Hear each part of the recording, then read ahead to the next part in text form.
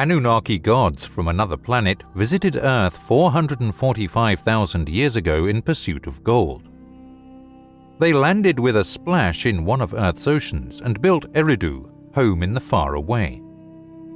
A full-fledged mission Earth eventually emerged from the virtual community, complete with a mission control center, a spaceport, mining operations, and even a way station on Mars. The astronauts used genetic engineering to create primitive workers, Homo sapiens, since they were short on human resources. A new beginning was necessary after the cataclysmic deluge engulfed the planet. The astronauts took on the role of gods, giving humanity civilization and the ability to worship. Then, roughly 4,000 years ago, a nuclear catastrophe undid everything that had been accomplished.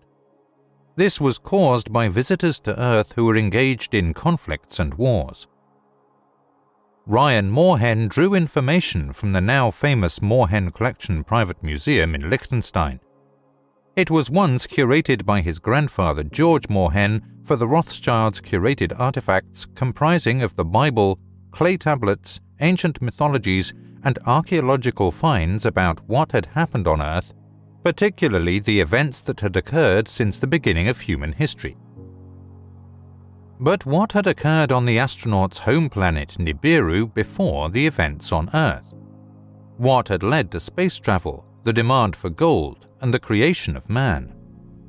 What feelings, conflicts, convictions, and morals, or lack thereof, led the main characters in the heavenly and space sagas?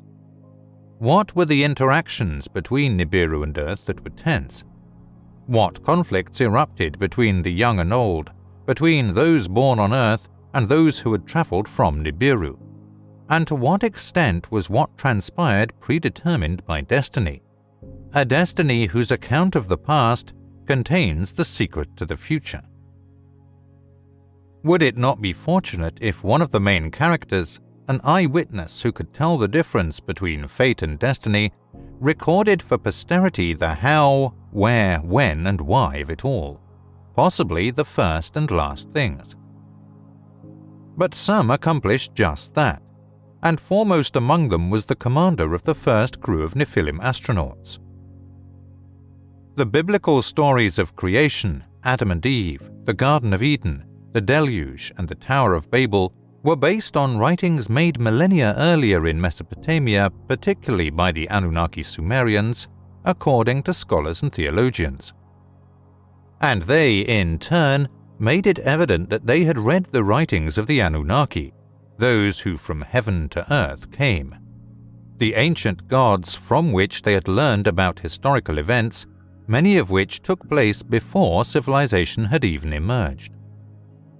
Many such early texts have been discovered due to archaeological discoveries made over the past 150 years in the ruins of ancient civilizations, particularly in the Near East. The discoveries have also revealed the extent of missing texts, or so-called lost books, which are either mentioned in the discovered texts or inferred from such texts or known to have existed because they were catalogued in royal or temple libraries. The Epic of Gilgamesh described the debate between the gods that resulted in the decision to let mankind perish in the deluge, and the text Atrahasis describes the revolt of the Anunnaki who had labored in the gold mines that resulted in the creation of primitive workers, earthlings.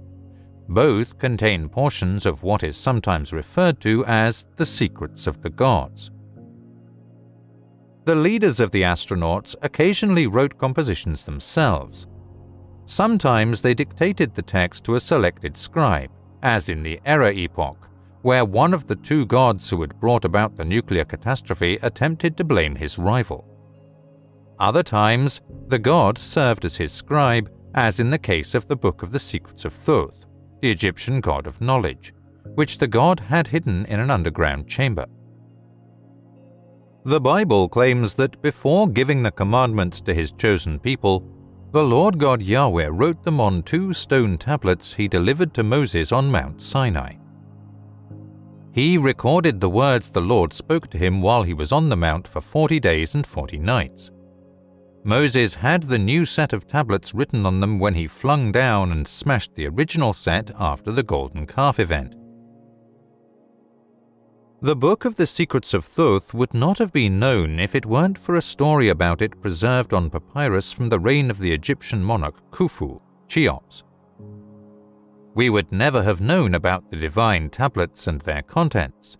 Everything would have been included in the mysterious body of lost writings, whose very existence would have never been discovered if it weren't for the biblical narratives in Exodus and Deuteronomy. At least 2 occasions suggested that the biblical narrator was aware of prior works. The fact that, in some instances, we are aware that some messages exist but are unaware of their contents is no less terrible. The Bible explicitly references the Book of Dasher, also known as the Book of Righteousness, and the Book of the Wars of Yahweh. This is the book of the generations of Adam, says the first line of Genesis chapter 5. Toledoth, typically translated as generations, means historic or genealogical record. The second time is in Genesis 6:1, where the phrase, "These are the Toledot of Noah," is used to introduce the story of Noah and the deluge. In addition, the Book of Enoch, one of the so-called apocryphal books that were not included in the canonized Bible, contains passages that scholars believe to be fragments from a much earlier book of Noah. In fact, partial versions of a book that became known as the Book of Adam and Eve have survived over the millennia in Armenian, Slavonic, Syriac, and Ethiopic languages.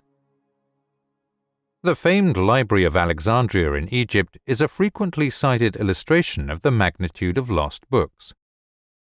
In conflicts from 48 BC to the Arab conquest of AD 642, this beautiful library, where intellectuals met to examine the body of knowledge, was destroyed.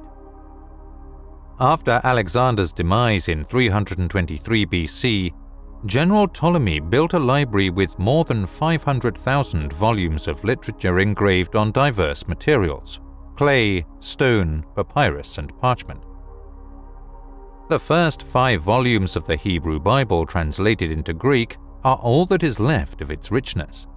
In addition, several of the library's resident scholars' papers still contain fragments.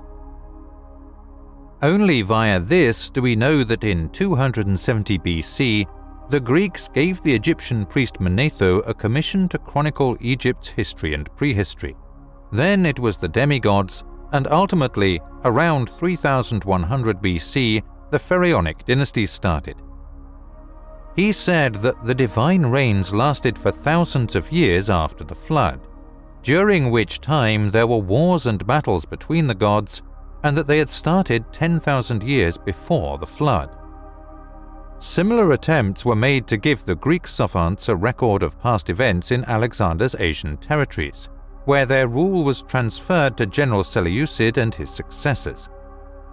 The history of gods and men was chronicled in 3 volumes by Berosus, a priest of the Babylonian god Marduk, who had access to clay tablet libraries, the most important of which was the Temple Library of Haran, now in southeast Turkey. This history began 432,000 years before the deluge, when the gods descended to earth from the heavens. Berosus stated that the first ruler came ashore from the sea disguised as a fish, listing the names and reign lengths of the first 10 leaders. He was the one who endowed humanity with civilization, and his name was Canis when translated into Greek. Both priests thus gave tales of gods of heaven who had come to earth, of a time when only gods ruled on earth, and of the devastating deluge, alluding to each other in numerous aspects. Berosus specifically reported the existence of writings from before the Great Flood, stone tablets that were hidden for safekeeping in an ancient city called Sippar, one of the original cities founded by the ancient gods, in the fragmentary bits and pieces retained in other contemporary writings from the 3 volumes.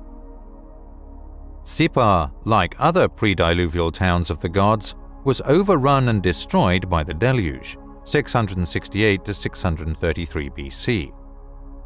A library containing the remnants of some 25,000 inscribed clay tablets was unearthed in the palace's ruins when archaeologists discovered Nineveh in the middle of the 19th century. This ancient Assyrian metropolis had previously only been known from the Old Testament. A mention of the pre-diluvial texts appeared in the chronicles of the Assyrian monarch Ashurbanipal. Ashurbanipal, who was a devoted collector of olden texts, boasts in his annals, "The god of scribes has bestowed on me the gift of the knowledge of his art. I have been initiated into the secrets of writing. I can even read the intricate tablets in Anunnaki Sumerian. I understand the enigmatic words in the stone carvings from the days before the flood." The Anunnaki Sumerian civilization, which later gave way to the Indus Valley civilization in the Indian subcontinent, is known to have flourished in Iraq almost a millennium before the beginning of the Pharaonic Age in Egypt. It is now known that the Anunnaki Sumerians were the first to record the histories and legends of deities and humans. From them, all other peoples, including the Hebrews, got the stories of creation, Adam and Eve, Cain and Abel, the deluge, the Tower of Babel, and the wars and loves of the gods, which are depicted in the writings and memories of the Greeks, Hittites, Canaanites, Persians, and Indo-Europeans. These ancient manuscripts reveal that far older texts, some discovered, many lost, were their sources. The amount of these ancient texts is astounding. Amid the ruins of the ancient Near East, tens of thousands of clay tablets have been found, not thousands. Numerous transactions involve or document daily life elements such as marriage contracts and workers' wages. Other canonized texts or secret literature were written down in the Anunnaki Sumerian language and then translated to Akkadian, the first Semitic language, and other ancient languages. These texts, primarily found in palace libraries, make up the royal annals. Still, other texts discovered in the ruins of temple libraries or scribal schools make up a group of canonized texts. Additionally, references to missing books can be found in those earliest writings dating back almost 6,000 years, texts inscribed on stone tablets. The same information concerning the 10 pre-diluvial kings and their 432,000-year cumulative reign that Berosus had mentioned is etched on clay prisms, which are among the incredible to say. Luckily does not communicate the miracle findings in the remains of ancient towns and their libraries. There is no question that the Anunnaki Sumerian compilers of the Anunnaki Sumerian king lists, which are on display in the Ashmolean Museum in Oxford, England, had access to some previous common or canonical textual material. They strongly imply that the original recorder of the arrival, as well as of prior events and subsequent events, had to be one of those leaders, a key participant, or an eyewitness when combined with other equally early manuscripts found in varying levels of preservation. The leader who had splashed down with the first batch of astronauts had been a participant in all those activities and an eyewitness to them. His nickname at the time was EA, which stands for He Whose Home is Water.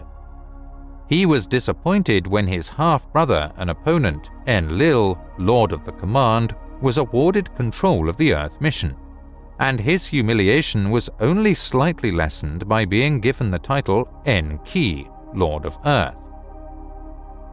ENKI, a renowned scientist, discovered the hominids who lived there after being banished from the god's cities and spaceport in the Eden, to oversee the gold mining in the Abzu, Southeast Africa. As a result, when the Anunnaki laboring in the gold mines rebelled and said no more, he was the one who realized that the necessary human resources could be obtained by accelerating evolution through genetic engineering. As a result, the Adam, literally he of the earth, an earthling, was created. The events mirrored in the biblical story of Adam and Eve in the Garden of Eden described the second genetic modification by ENKI that added the extra chromosomal genes required for sexual conception. Because Adam was a hybrid, he was unable to have children. It was he, ENKI, who disobeyed his brother Enlil's intention to let mankind perish in the deluge. The events whose hero has been referred to as Noah in the Bible and Ziusudra in the earlier original Anunnaki Sumerian text, when mankind, proliferating, did not turn out as it had been planned. ENKI, Nibiru's ruler and the firstborn son of Anu, was well versed in the history of his planet and its inhabitants.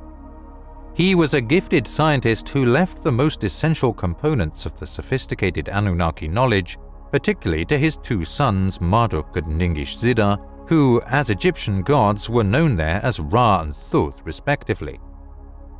But he also played a crucial role in transferring some of this cutting-edge knowledge to mankind by imparting the secrets of the gods to a few chosen individuals.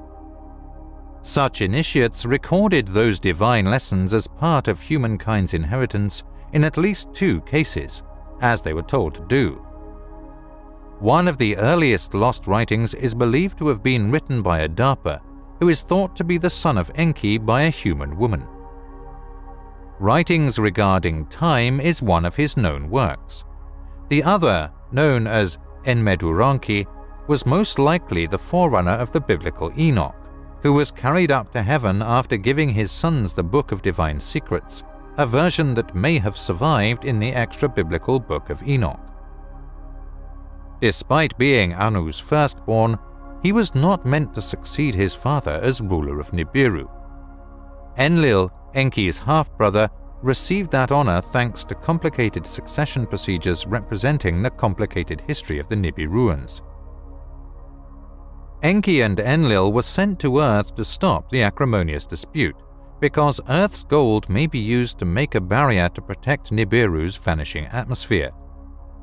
ENKI decided to reject Enlil's plan for mankind to perish in the deluge against this backdrop, which was made even more complicated by the presence of their half-sister Ninhursag, the chief medical officer of the Anunnaki on Earth.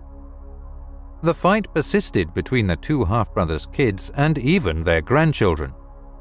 The fact that everyone involved, especially those who were born on Earth, had to deal with Nibiru's longer orbital period's reduction in longevity contributed to their personal suffering and sharpened their goals.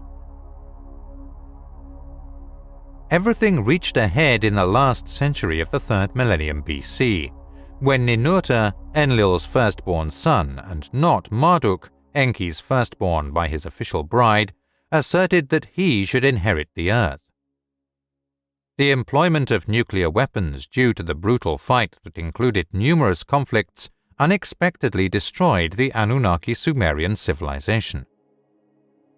The commencement of the priesthood, the lineages of the intermediaries between the gods and the people, the communicators of the divine words to the mortal earthlings, had been marked by the initiation of selected persons into the secrets of the gods. Oracle's interpretation of divine words coexisted with the practice of looking to the stars for signs, and prophecy started to come into play as mankind was drawn to join sides in religious disputes.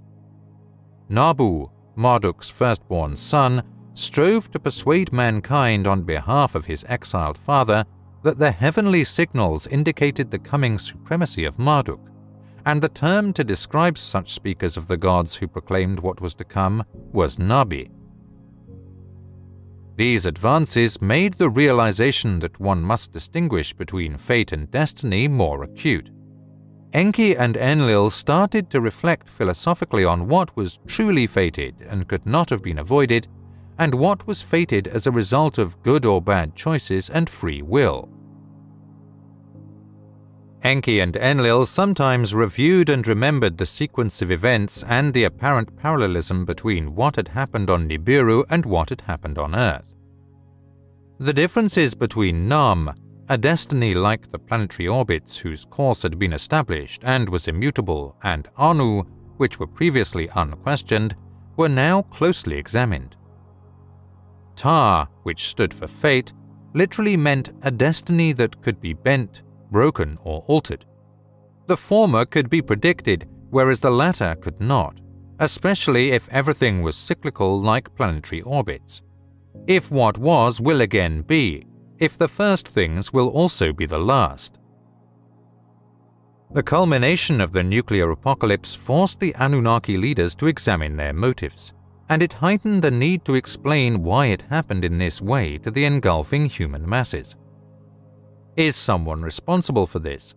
Was it predetermined or just a byproduct of Anunnaki's will? Was anyone accountable? On the eve of the catastrophe, ENKI was the lone opponent of using the illegal weapon in the councils of the Anunnaki. ENKI felt it was imperative to inform the suffering survivors of the significance of the turning point in the story of aliens who had good intentions but ended up being destroyers.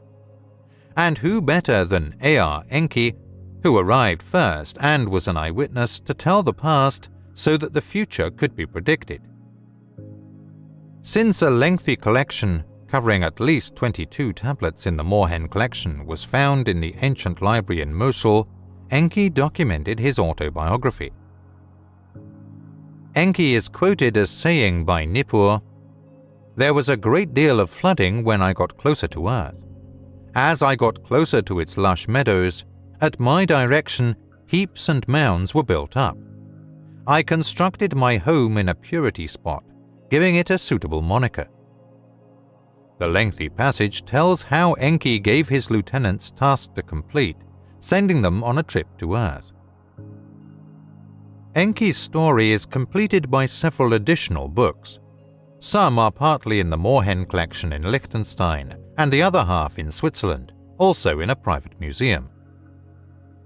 They include a cosmogony and an epic of creation, both of which contain ENKI's own writings, known to researchers as the Eridu Genesis, and which relate various aspects of his participation in later developments.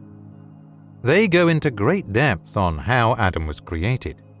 They include texts of ENKI's personal life and problems, such as the tale of his attempts to have a son by his half-sister Ninhursag, his promiscuity with both goddesses and the daughters of man, and the unintended consequences thereof.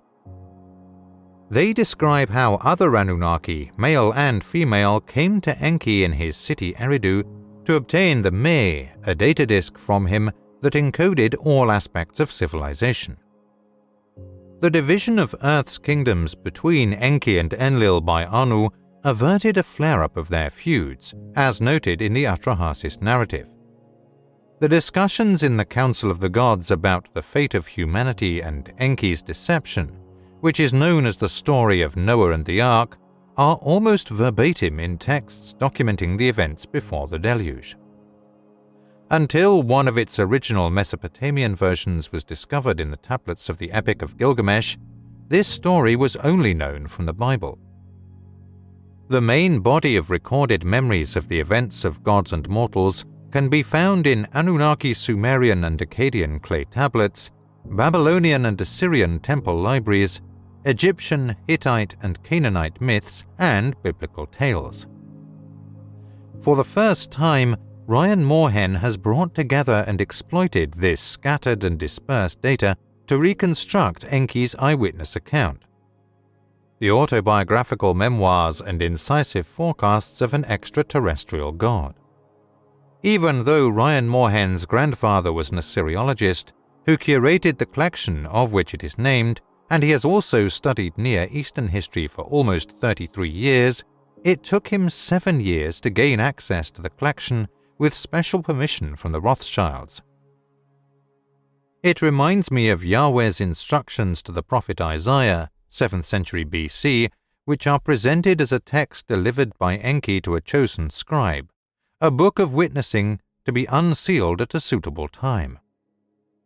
Come now, write it as a book on a sealed tablet, carve it, let it be a testimony for all time, witnessing to the very end. Isaiah 30:8. ENKI himself saw the future while he dealt with the past. that the Anunnaki who possessed free will were in control of their own fates, as well as the fate of humanity, gave way to the understanding that destiny ultimately determined how events would turn out, and as a result, as the Hebrew prophets had foretold, the first thing shall be the last. Thus, the ENKI recorded timeline serves as the basis for prophecy, and the past becomes the future. These are the words of Endubsar, a brilliant scribe born in Eridu city who served the great god ENKI. I was called by my master, the Lord ENKI, the great god, the merciful creator of people, who created them in the 7th year following the great calamity, on the 17th day of the 2nd month. I was one of Eridu's surviving members, who fled to the dry steppe as the evil wind approached the city. I then set foot in the wilderness, searching for dead branches to use as firewood. I then turned to look above, and a whirlwind came from the south. It was silent and had a reddish glow about it. 4 straight feet extended out from its abdomen as it descended to the ground, and the brightness vanished. I immediately fell to the ground and bowed down, because I knew it was a divine vision. When I opened my eyes, I saw 2 divine emissaries standing close by. They too had human faces, and their clothes sparkled like burnished brass. They said, "You are being called by the mighty deity ENKI," as they addressed me by name. "Do not be alarmed, you are blessed, and we are coming to transfer you to his retreat in the land of Mogon, on the island in the middle of the river of Mogon where the sluices are, by lifting you into the air." The whirlwind rose as a fiery chariot and left as they finished speaking. They each grasped one of my hands while holding onto me by the other. They immediately transported me between the earth and the heavens like an eagle as they lifted me. The countryside, rivers, plains, and mountains were all visible to me. They then dropped me off on the island near the entrance to the home of the giant god, and as soon as they released their grip, I was overcome with a brilliance I had never seen before, collapsing to the ground as though bereft of the spirit of life. I felt as though I had been roused from the deepest sleep by the sound of my name being called. I added, "Here I am." I was enclosed. Despite the darkness, an aura was present. Then the darkest of voices called my name once more. Even though I could hear it, I could not identify who was speaking or where the voice was coming from. The voice then addressed me, saying, "Endubsar, descendant of Adapa, I have appointed you to be my scribe, that you record my words on the tablets." A light suddenly materialized in one area of the enclosure. A scribe's table, a scribe's stool, and beautifully formed stones were on the table, and the area was set up like a scribal workspace. However, I didn't see any clay tablets or pots with wet clay. Only one stylus was on the table, and it shone in the light like no other reed stylus ever had. "Endubsar, son of Eridu city, my faithful servant," the voice said once more, "I am your Lord ENKI, and I have asked you to record my words because I am deeply saddened by what the great calamity has brought upon humanity. To prove to gods and mortals that my hands are pure, I want to document the events precisely as they happened. Such a catastrophe had not befallen the earth, the gods, and the inhabitants since the Great Deluge. But the Great Deluge, not the Great Calamity, would occur. This one would have been avoided 7 years ago. It could have been avoided. Although I, ENKI, did everything I could to stop it, I was unsuccessful. Furthermore, was it fate or destiny? It will be judged, since there will be a day of judgment at the end of time. It will be the day of the re-entering celestial God when the earth will tremble, the rivers will shift their courses, and there will be darkness at noon and a fire in the heavens at night. On that day, it will be revealed who will survive and who will perish, who will be rewarded and who will be punished, gods and humans alike. For what will come to pass by what had passed shall be determined, and what was destined shall in a cycle be repeated. And what was destined and only by the hearts will occur for good or ill shall be for judgment come. The great Lord then resumed speaking, stating, I will reveal the correct narrative of the beginnings and of the prior times and of the olden times, for in the past the future lies hidden. The voice suddenly went silent. I will talk for 40 days and 40 nights, and you will write during that time. 40 will be the total of those days and nights, since 40 is my sacred number among the gods. You must fast for 40 days and 40 nights, and consume bread and water once, which will be enough to keep you alive for the duration of your assignment. A glowing appeared in another area of the enclosure as the voice paused. I then noticed a table with a plate and a cup on it. I got up and saw the bread and the cup of water on the plate. Endubsa, eat the bread and drink the water, and you will be maintained for 40 days and 40 nights, the great Lord Enki's voice echoed.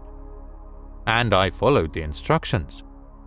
The light at the scribal table became more intense as the voice told me to sit there.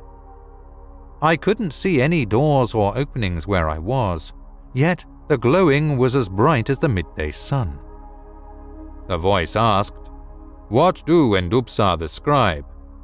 I then stated, I see stone tablets, and their color is blue as pure as the sky. As I looked at the blazing beam on the table, the stones and the stylus. Then I noticed a stylus I had never seen before, with a reed-like stem and an eagle talon-like tip. Stay true to what I've said and spoken, the voice said. These are the tablets on which you should write my words. They were cut to my specifications from the best lapis lazuli, each having 2 smooth faces. Each stone tablet must have its front face inscribed, and its back must have 2 writing columns. The stylus you can see was also created by a god. It has a divine crystal tip and an electrum handle. It will snugly fit in your hand, and engraving with it will be as simple as marking wet clay.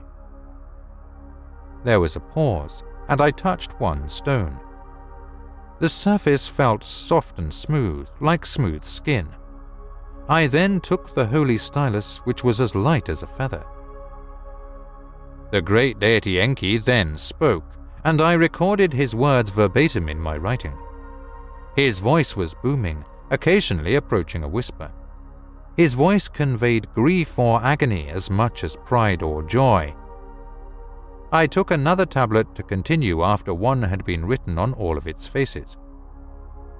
The giant god paused when the ultimate words were pronounced, and I heard a loud sigh, and he said, Endubsa, my servant, you have faithfully recorded my words for 40 days and 40 nights. This is where your job is done. Now take hold of a second tablet and write your attestation. As a witness, seal the tablet at the end. Take the tablet and place it with the other tablets in the divine chest. The chosen ones will arrive at a predetermined time and discover the chest and the tablets. They will then learn everything I have dictated to you and an accurate account of the beginnings, the prior times, the olden times, and the ages. And it will be both a witness to the past and a foreteller of the future. For the first thing is also the last, and the future lives in the past. After a brief pause, I placed the tablets inside the chest correctly. The chest outside was covered in gold inlay and constructed from acacia wood. My lord then spoke, telling me to fasten the chest's latch and close the cover, and I followed the instructions. After another silence, my lord Enki said, And as for you, Endubsa, you have spoken with a great deity, and even though you haven't seen me, you have been in my presence. You are therefore my chosen spokesperson for the people you will become, and I bless you. You must exhort them to do what is right, since a good and long life is found in doing so.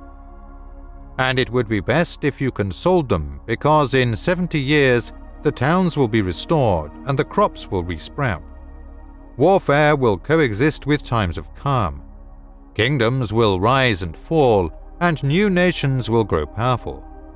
The ancient gods will retire, and the future will be decided by new gods. However, destiny will win out in the end, and my remarks about the past foretell that future. Endubsar, you must inform the populace of all of it." After that, there was stillness, and as I, Endubsar, knelt in prayer, I questioned how I would know what to say. "The words to speak will come to you in dreams and visions," the Lord ENKI said. "The signs will be in the heavens. There will be more prophets who have been chosen after you, and in the end, there will be no need for prophets because there will be a new earth and a new heaven." After the auras disappeared and there was silence, the ghost left me, and I was on the plains outside of Eridu when I came to my senses.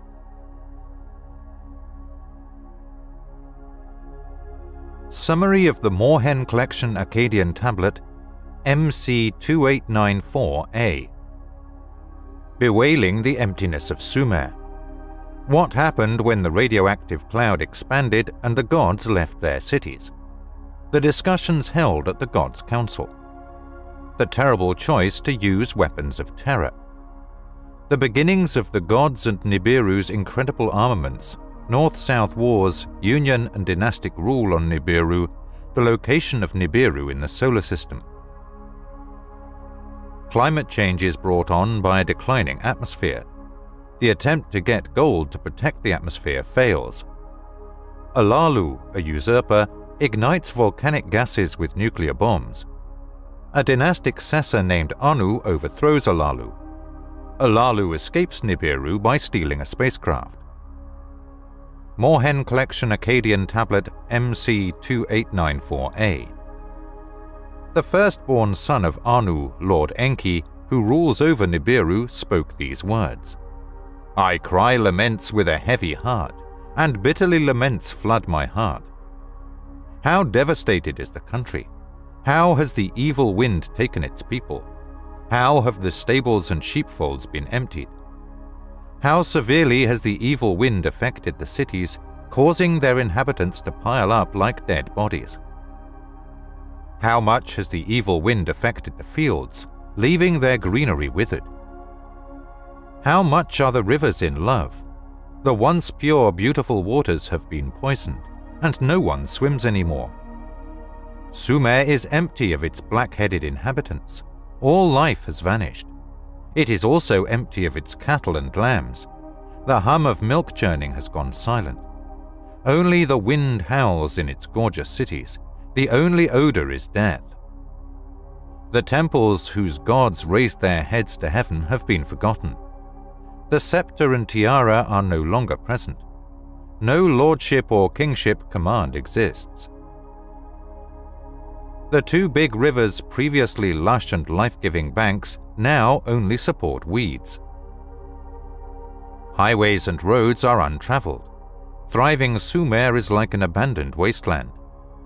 How devastated is the country, the abode of men and gods. Unknown to man, a catastrophe struck the region.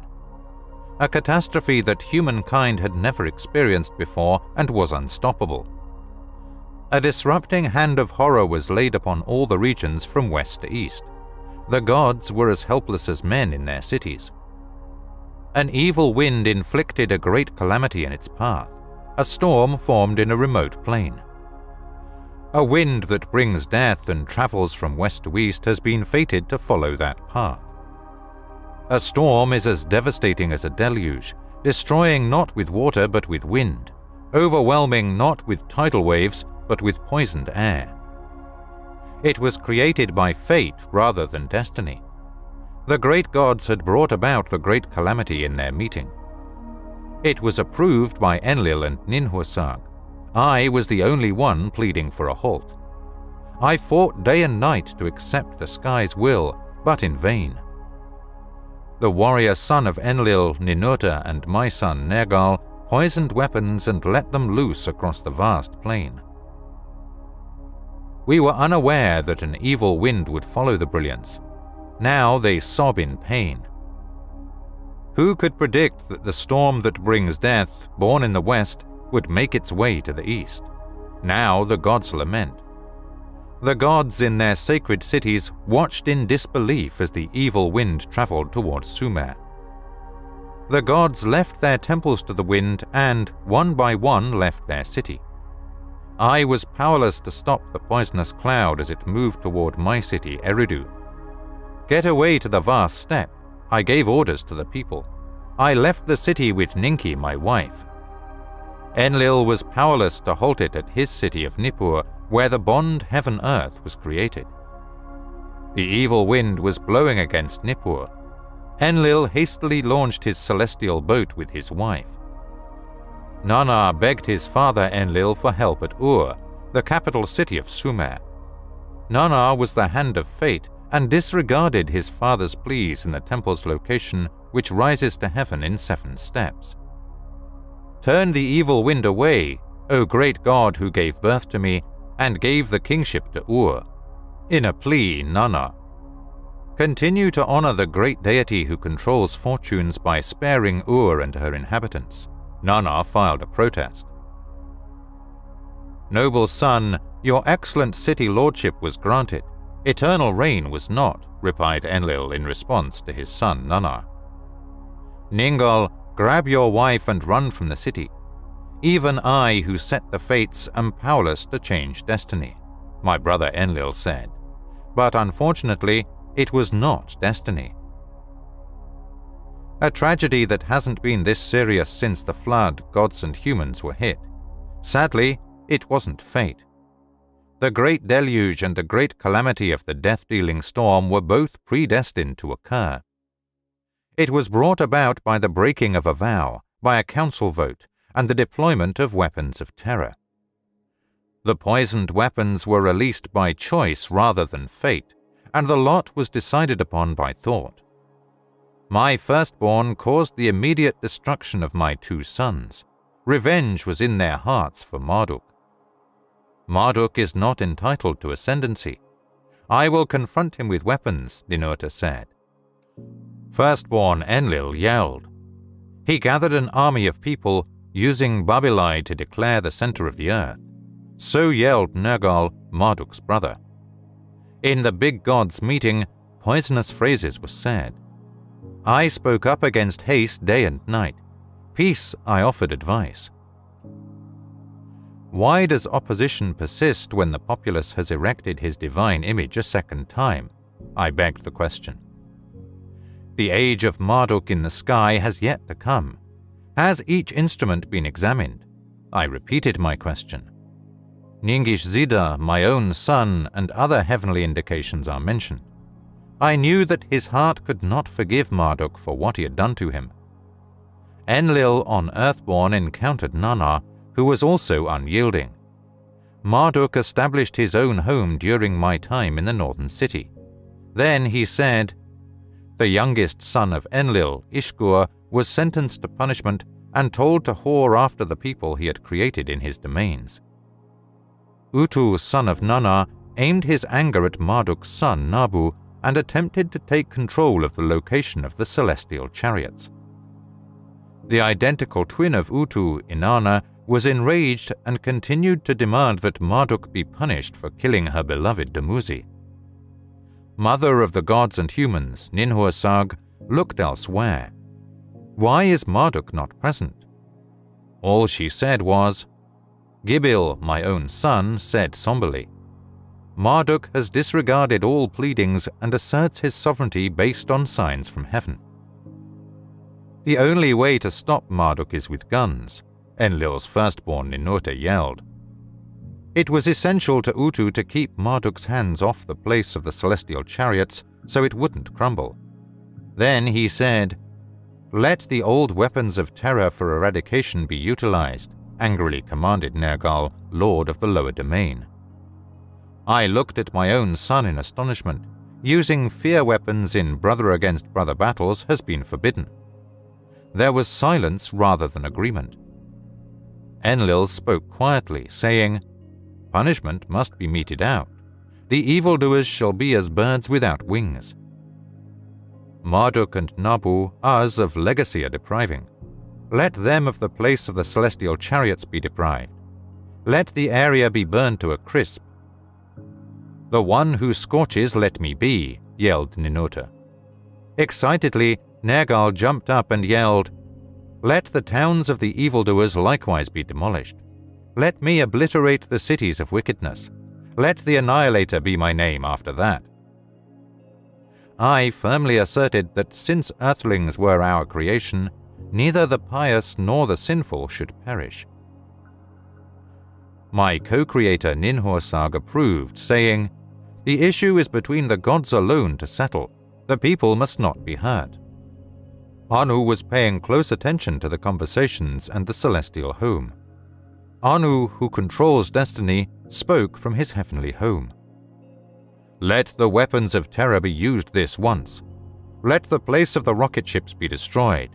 Let the people be spared. Let Nergal be the Annihilator and Ninurta the Scorcher be. Enlil concurred as well, and the choice was made public. I'll let them in on a god's secret and the location of the terror weapons. Enlil called his 2 sons, mine and the other his, to his inner chamber. Nergal passed me without looking at me. Alas, brother has turned against brother, I shouted aloud without using words. Do the prior times have to happen again? Enlil disclosed a myth from ancient times, trusting the weapons of terror to their hands. They are set loose, clad in dread and splendor, turning everything in their path into dust. They had vowed to fight each other as brothers on earth, regardless of the place. The oath was now rendered meaningless, like a broken jar. The 2 sons came from Enlil's chamber with hastened steps, jumping with joy as the weapons left. None of his disasters had a foreshadowing, so the other gods turned around and went back to their cities. This is a description of earlier times and terrorist weapons. The beginning came before the prior times, and the olden times followed the prior times. The gods visited Earth in ancient times and made the first humans there. No gods existed in the prior times, and humans had not yet been created. The gods' home during the prior times was on their own planet Nibiru. Nibiru is a giant planet with a reddish brilliance that orbits the Sun in an extended orbit. Nibiru spends some time in the cold. The Sun strongly heats it for a portion of its orbit. Dense atmosphere Nibiru is continuously nourished by volcanic outbursts. This atmosphere supports many lives. Without it, there would be just perishing. The core heat of Nibiru surrounds the globe throughout the cold season like an ever-renewing warm cloak. It protects Nibiru from the sun's harsh rays in the hot season. While it is raining, it holds and releases water to create lakes and streams.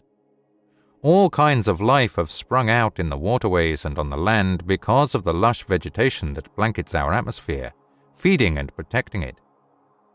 After a long time, our species grew a seed that could keep going forever. As the number of us grew, our ancestors moved to many parts of Nibiru.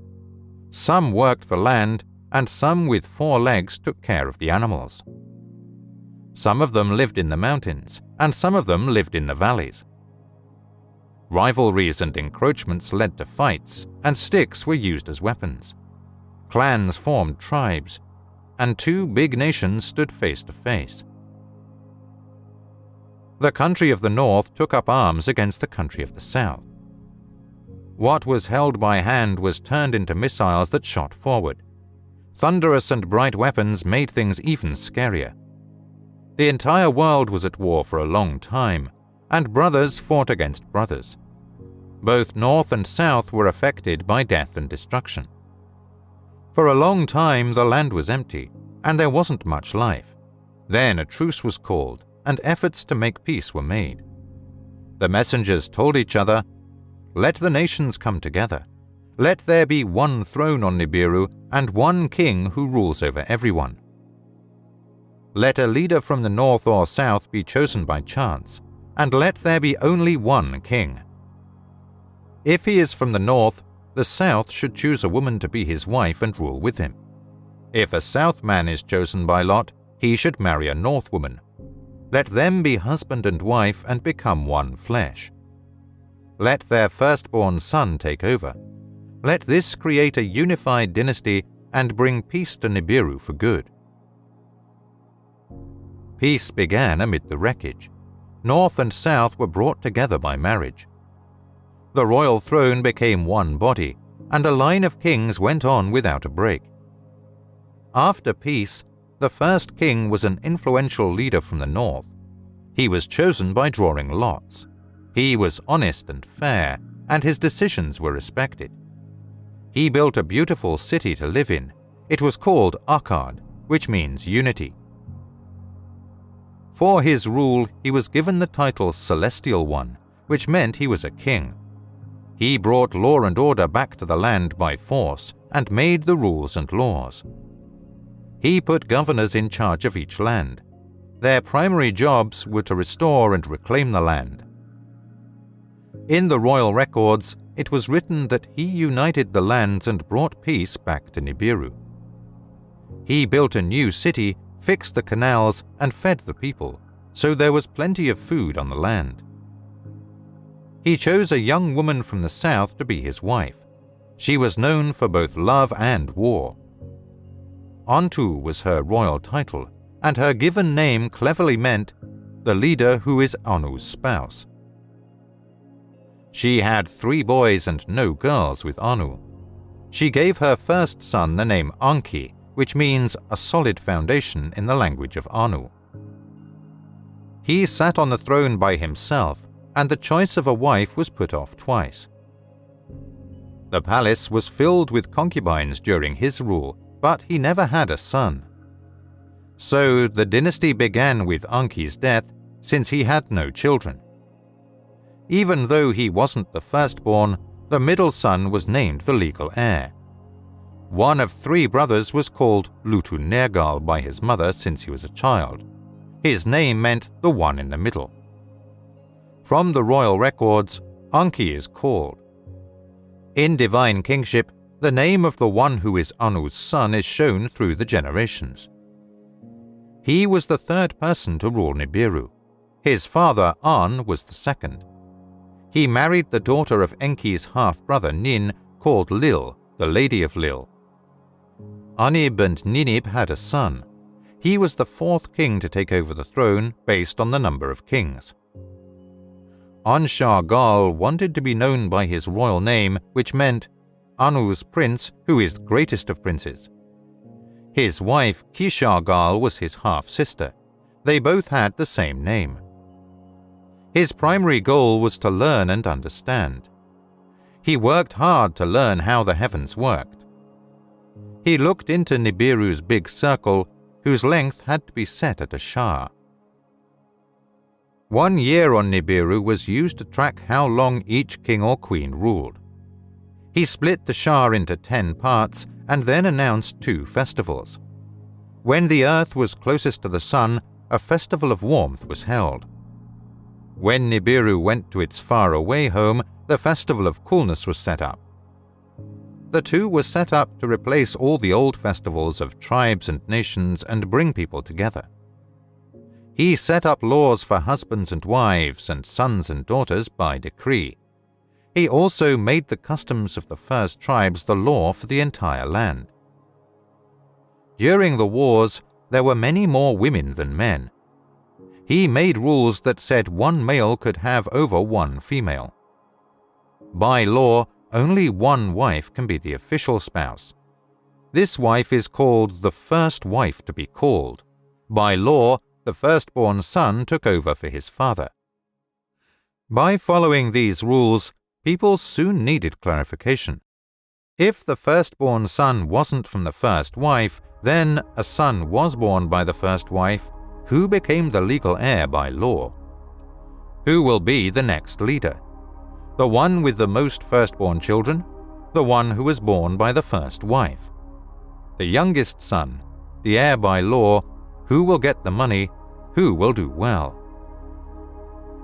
While Anshargal was king, Ki-Shargol was named his first wife. She was the king's half-sister. During An-Shargol's rule, the palace was once again filled with concubines. The king's sons and daughters were born to his concubines. The first child to be born was the son of a concubine. The child was called the firstborn. Then Ki-Shargol gave birth to a son.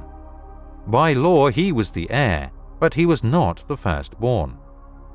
In the palace, Ki-Shargol got angry and yelled, "Let the double seed not be forgotten if the rules say my son, who was born to a first wife, can't be king. Even though we have different moms, the king and I have the same father. I am the king's half-sister, and he is my half-brother. By that, my son, our father Anib's double seed, has it. Let the law of the seed and the law of marriage rule from now on.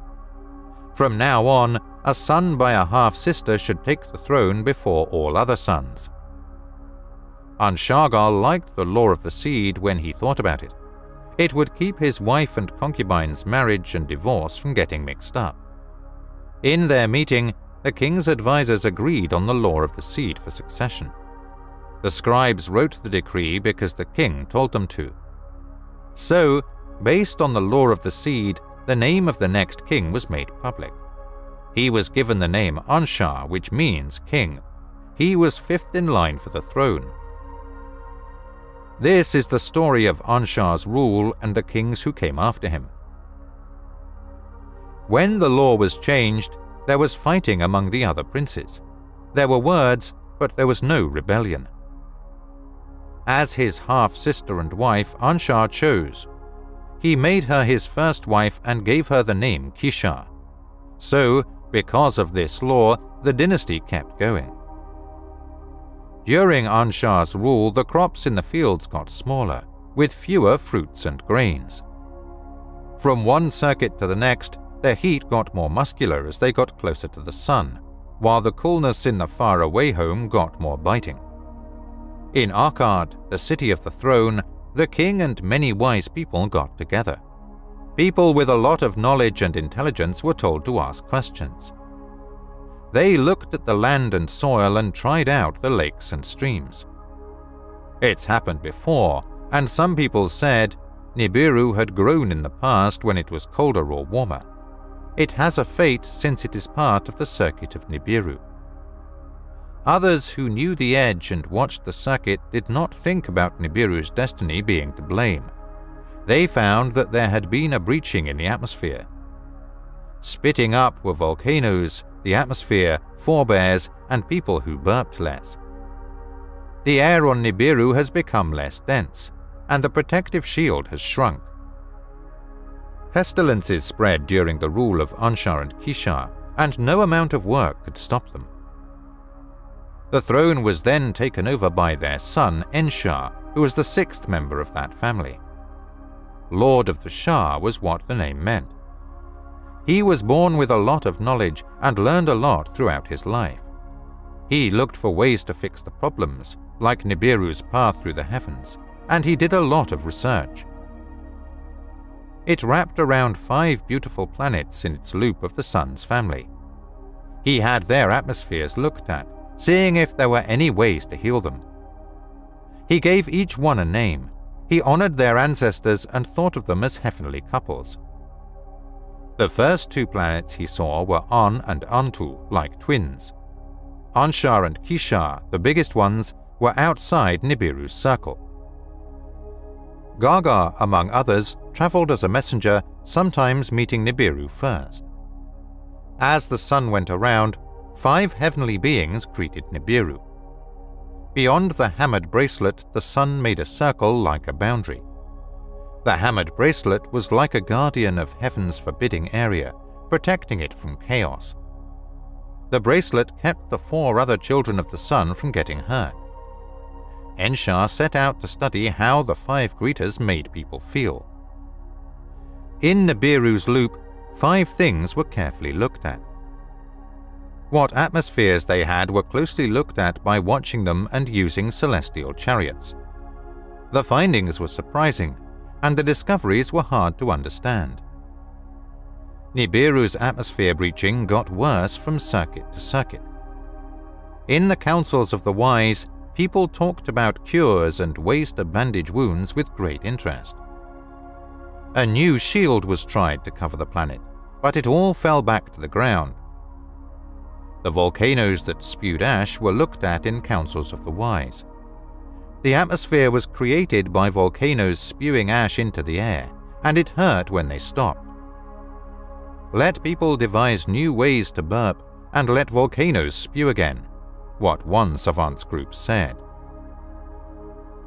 All the kings could only tell how the feat could be done or what tools could be used. During Anshar's rule, the hole in the sky got bigger. There were no rains, the winds were more potent, and no springs were coming from the ground. There was a charge in the land that mothers' breasts were dry. There was trouble in the palace, and a charge spread.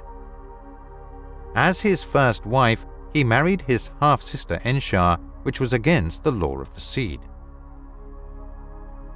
Bear of the Shahs, the lady was what people called Ninshar. Enshar had a son as a concubine, the firstborn son, a son she didn't give birth to. Ninshar's first wife and half-sister didn't have a son. By the law of succession, the throne went to the concubine's son. He was the seventh person to rule. His royal name was Du-Uru, which means in the dwelling place made. He was born in the house of concubines, not in the palace. Du-Uru chose a young woman from his youth to be his wife. He chose the first wife because he loved her, not because she was his daughter. Du-Uru was her royal name, which meant, "She who is by my side." There was a lot of confusion in the royal court. Sons didn't get to inherit, and wives weren't half-sisters. There was more and more suffering on the land. People became less fertile, and the fields forgot how full they used to be. There was no birth in the palace. Neither a son nor a daughter was born. 7 of An's children were kings, and then none of his children were on the throne. A child named Dauru was found at the palace gate, and the queen took him in as her son. In the end, Du-Uru adopted him as a son and made him his legal heir. His name, Lamu, means dryness. The princes were complaining in the palace, and there were also complaints in the Council of Councillors. In the end, Lamu took his place on the throne. Even though he wasn't An's son, he was the 8th king. In the councils of the wise, there were 2 ideas for how to heal the brace. One had to use a metal called gold. It was rare in Nibiru, but there was a lot in the hammered bracelet. It was the only thing that could be ground into the finest powder and stay in the air high above heaven. So, with more supplies, the hole would close up and protection would improve. Let there be celestial boats and a star fleet to bring gold to Nibiru. The other idea was to make weapons of terror that would make the ground shake and the mountains break apart. With missiles, the volcanoes can be attacked, their slumber is broken, their belching made worse, the atmosphere filled up, and the hole made to go away. Lamu was too weak to choose, but he knew what to do. One time around, Nibiru went around 2 shahs. Nibiru was added to the list. In the fields, things didn't get better. The atmosphere was not fixed by volcanic farts. A 3rd shah went by, and a 4th was added to the total. No gold was gained. There was a lot of fighting on the land, but there wasn't enough food or water. There was no longer unity in the land, and accusations were everywhere. Intelligent people came from the royal court, and councillors rushed in and out. The king didn't care what they said. He only wanted advice from his wife, named Lahama. "If it's fate," she said, "let's ask the great creator of all to help the king. The only hope is to beg on the internet." The princes at the royal court were upset, and the king was accused of being stupid and irrational for making things worse instead of better. Weapons were taken out of the old storage places, and there was a lot of talk about starting a rebellion. The first person to take up arms was a prince in the royal palace. By making promises, he stirred up the other princes. His name was Alalu. "Lamu shouldn't be king anymore," he yelled. "Let decision supplant hesitation. Let's scare the king where he lives. Let's leave his throne empty." The princes listened to what he said and ran to the palace gate. They went like rushing water to the throne room, which had a small entrance.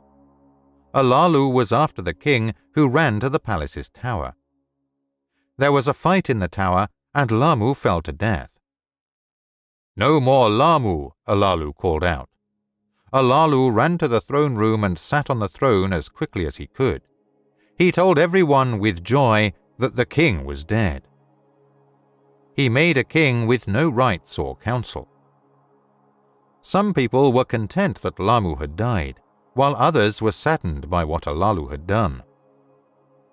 This is the story of Alalu becoming king and going to earth. There was no longer unity in the land, and many people were upset with the king. Princes were upset in the palace, and councillors were upset in the council. Anu's place on the throne was passed on from father to son. Even Lamu the Eighth was called a son because he was adopted. Who was Alalu? Was he a firstborn or a legal heir? How could he take over? Wasn't he the one who killed the king? Alalu was brought before the seven who judge so that they could decide his fate. Alalu made his pleas to the seven who judge. Even though he was neither a legal heir nor a firstborn son, he was of royal blood. Before the judges he said, "I am from Anshagal. My ancestor was born to him by a concubine. His name was Alam. By Shah's count, Alam was the firstborn.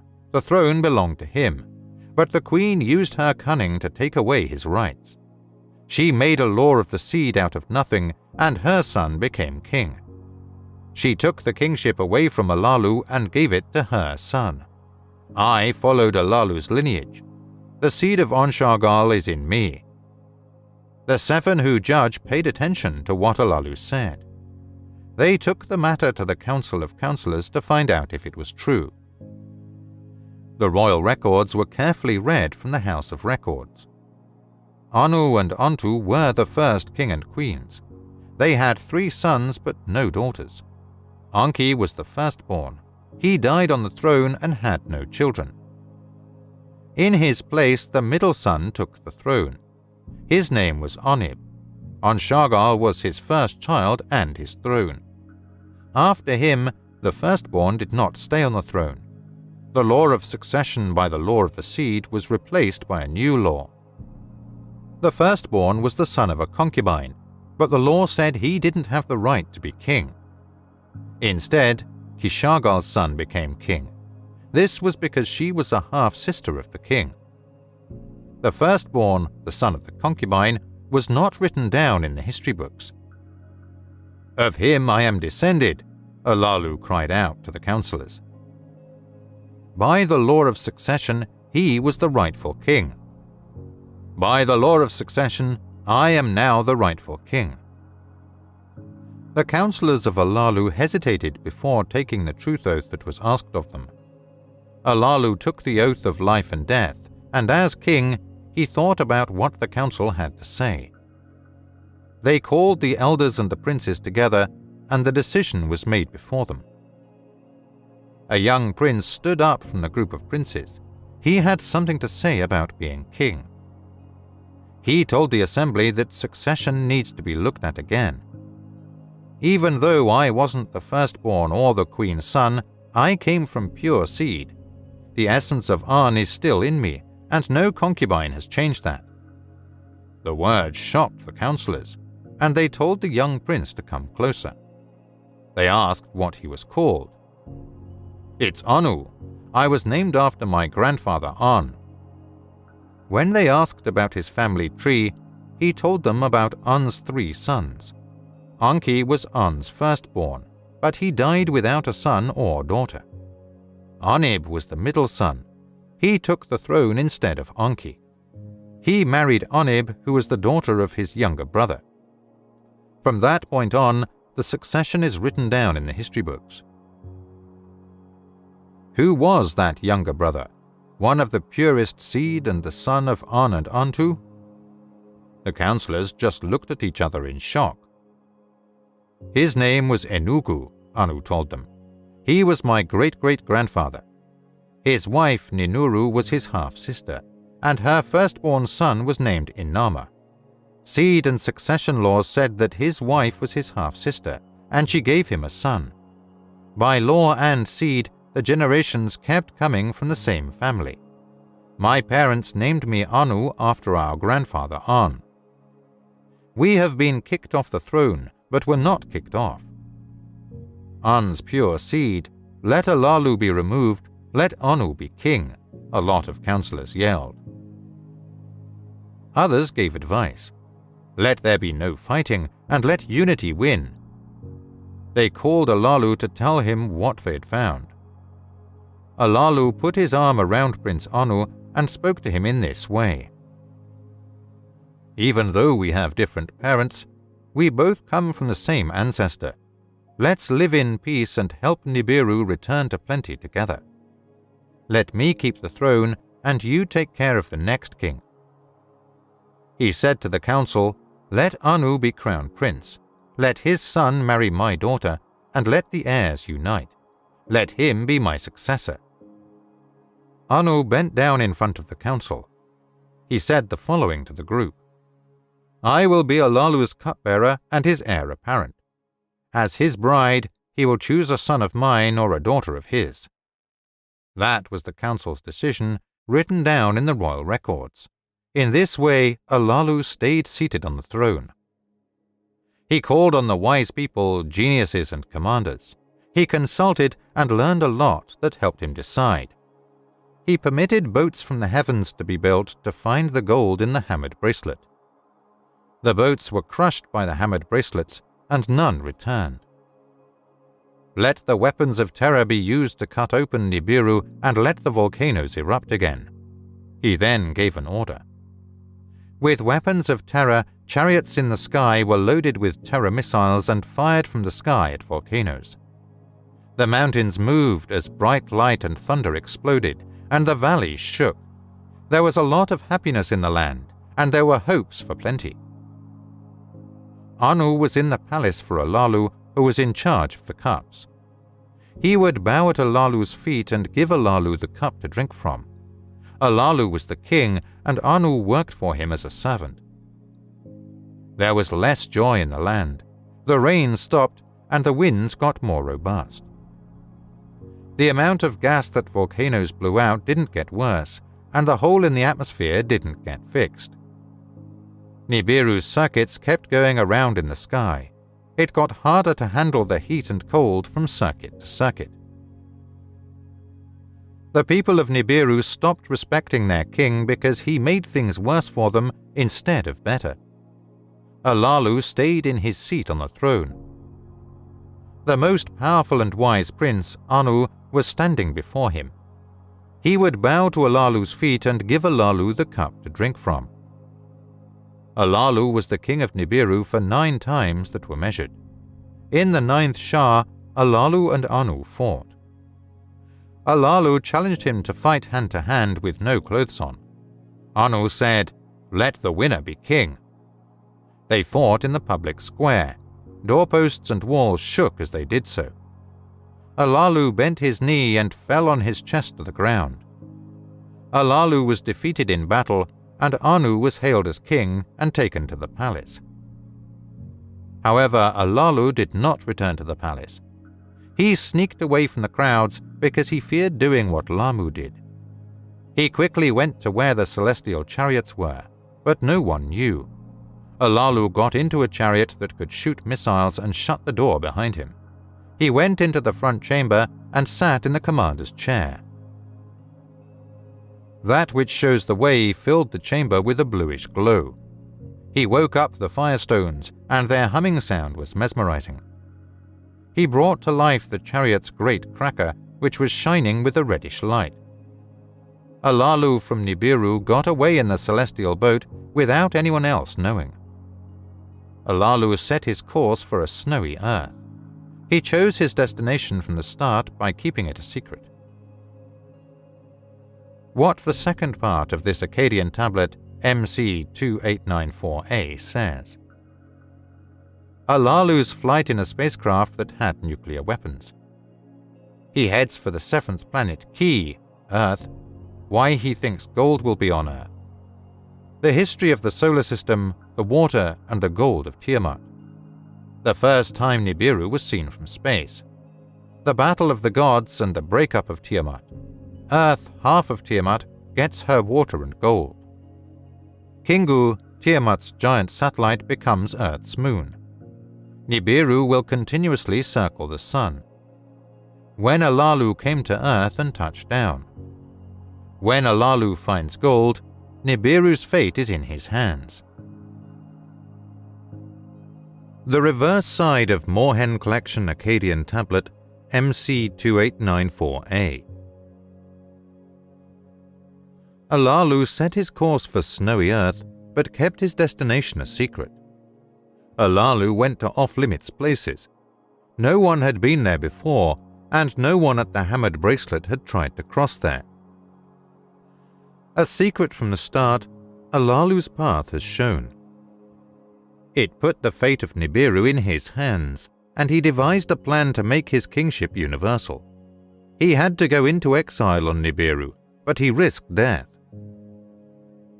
In his plan, the risk was in the journey, and the reward was the eternal glory of success. Alalu looked at the heavens while flying like an eagle. Down below, Nibiru was a ball hanging in space.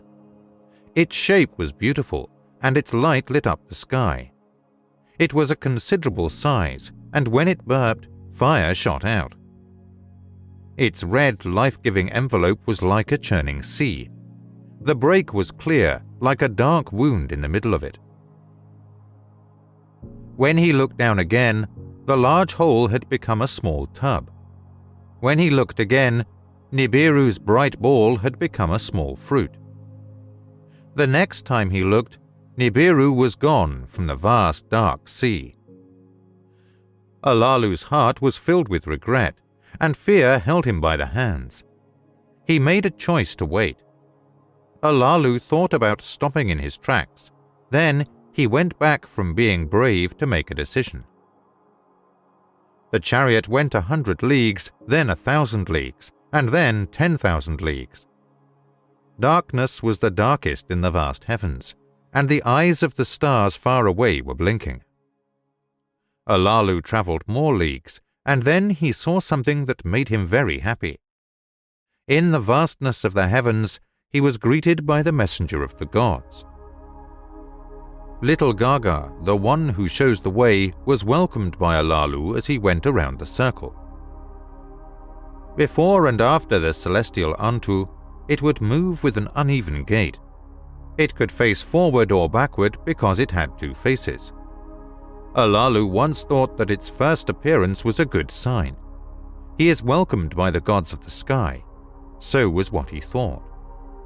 Alalu rode his chariot along Gaga's path, which led to the second god of the heavens.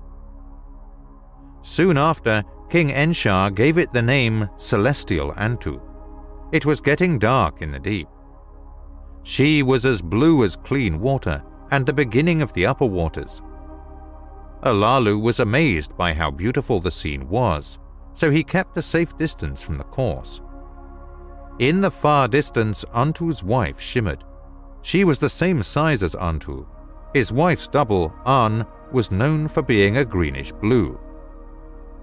On its side, a dazzling host surrounded it, and they were given solid grounds. Alalu said goodbye to the two gods with love, but Gaga's path was still unclear. It was showing its old master, for whom it used to be a counselor, how the course was changing for Anshar, the highest priest of the heavens. By the speeding chariot, Alalu could see how Anshar was pulling him in. The chariot was beautiful, with bright rings of colors. He quickly turned his eyes away from Alalu and toward that which shows the way. He saw the family's bright star in the faraway heavens, which was very unusual. After a terrifying sight, the truth came out. A giant monster, following its destiny, cast a darkening shadow on the sun. Its creator, Kisha, ate it up. The event was scary, and Alalu thought it was a bad sign. It was too big for the giant Kisha, who was the leader of the firm planets. Storms swirled around it, hiding its face, and colored spots moved around on it. The god in the sky was surrounded by so many people that it was impossible to count them all. Their ways were hard to deal with, and they kept going back and forth. A spell was cast on Kisha, sending out divine lightning bolts. As Alalu watched, his path got off track. His direction was unclear, and his actions needed to be clarified. Then the deep darkness disappeared, and Kisha continued on his destiny to the circuit. As it slowly moved, the sun's light lifted its veil, revealing the one from the beginning. Joy in Alalu's heart was not long-lasting. He knew that beyond the fifth planet was the most dangerous place. The hammered bracelet was in charge. It was waiting to be broken. It was made by hammering together rocks and boulders. The rocks worked together like orphans without a mother. They went back and forth following an old plan. Their actions were disgusting, and their ways were hard to understand. Nibiru's probing chariots ate them up like hungry lions. The valuable gold that was needed to stay alive. They didn't want to move. Alalu's chariot was going full speed toward the hammered bracelet. The fierce boulders had to be bravely faced in close combat. Alalu stirred up the firestones in his chariot even more, and he drove that which shows the way with steady hands. The scary boulders next to the chariot moved forward like an enemy coming to attack. Alalu fired a death-dealing missile at them from the chariot. Then he fired another terror weapon at the enemy. As scared warriors, the boulders turned around, making way for Alalu. The hammered bracelet is like a spell that opens the door to the king.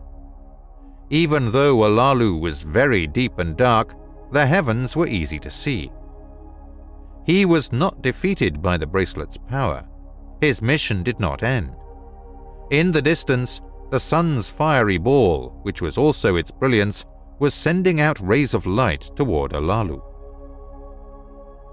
Before, it was a reddish-brown planet making its way around. It was the sixth of the gods of the sky. Alalu could only catch a glimpse of it as it moved quickly away from his path. The seventh object in the sky was the snow-colored earth. Alalu set his course toward the planet, and it was a very inviting place. Its catchy ball was more petite than Nibiru, and its catchy net was weaker than Nibiru. It had a thinner atmosphere than Nibiru, and clouds were swirling. Below, the earth is broken up into 3 regions. Snow white on top and bottom, with blue and brown in the middle. Alalu skillfully put the chariot's wings around the earth's ball to make a circle. In the middle, you could see both dry land and watery oceans. "I have reached my goal," he told the insides of Earth to pick up on the beam that went straight down. He shouted with excitement. Gold, a lot of gold, was shown by the beam. It was under a dark area and in the water as well. With his heart racing, Alalu decided to think about, will he crash and die if he lets his chariot fall on the dry land? Should he go straight into the water, where he might sink into oblivion? How will he stay alive? Will he discover valuable gold? Alalu was not moving in the eagle's seat, and he gave the chariot to fate. The chariot moved faster because it was fully caught in the earth's net. Its spread wings lit up, The air around Earth was like an oven. Then the chariot started to shake, making a terrible thunder sound. The chariot crashed suddenly, and all of a sudden, it stopped. Alalu couldn't move because the shaking and crash had made him lose his mind. Then he opened his eyes and saw that he was still alive. He had won and made it to the planet of gold. Now, here's what we know about the Earth and its gold. It tells about the beginning of time and how the gods in the sky made the world. When it all started in the above, there were no gods in the heavens, and in the below, Ki, there was no name for the firm ground. Apsu, their first leader, was all alone in the void. In the heights of the above, there were no celestial gods yet, and in the depths of the below there were no celestial gods either. Above and below were no gods yet, and no one knew what would happen. No reeds had grown yet, and there was no marshland. Apsu ruled the void all by himself.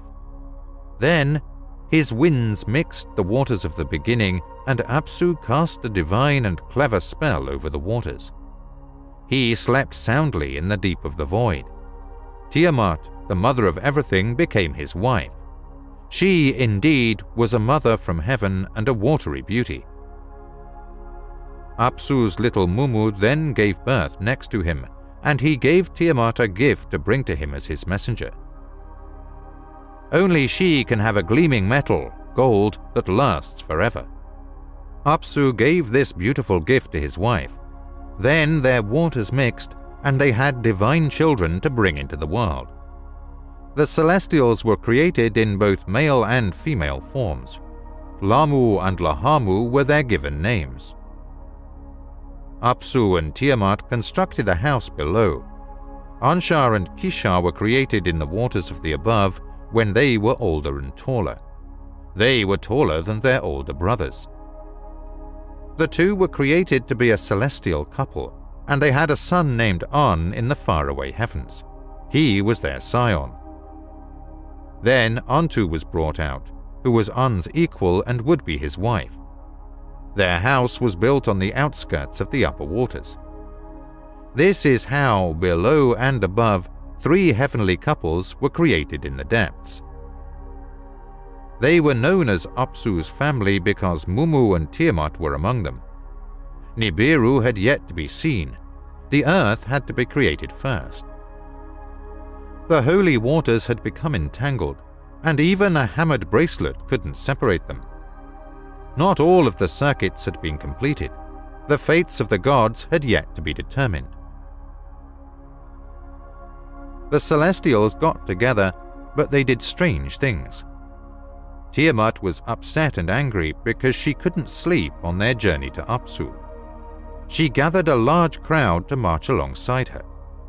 She gave birth to a people who roared and fought against Apsu's sons. She had 11 of these babies.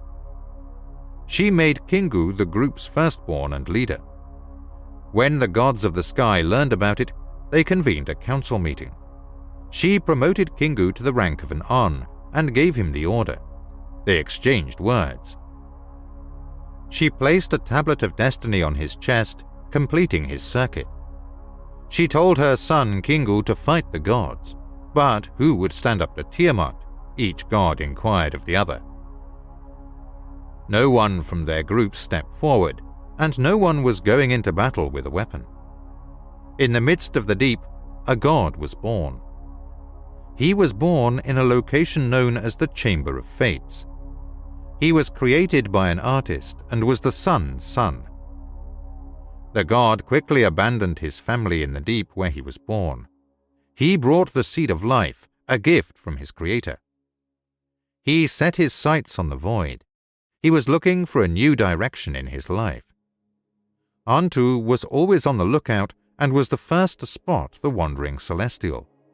His body was appealing and he shone. His walk was regal and the way he moved was magnificent. He was the most powerful of all the gods, and his circle was more extensive than theirs. Antu was the first to notice him, even though her child had never sucked at her breast. "Come join my family. Allow me to become your mother." She mentioned his name. She cast her net and made him feel at ease. His path was appropriate for the job. Her words made the newcomer proud, and her caring about him made him arrogant. His head doubled in size, and 4 things sprouted from his sides. He moved his lips in agreement, and a holy fire began to burn from them. He turned to face Antu, about to show On his face. When On saw him, he exclaimed, "My son, my son. You will be responsible for something, and a host will be your servant. Let your name be Nibiru, because crossing will be remembered forever." When Nibiru passed by, he bowed to him and turned his back. He cast his net for Nibiru's 4 servants and caught them. His hosts are the south wind, north wind, fast wind, and west wind. With a joyful heart, Anu told his ancestor Anshar about Nibiru.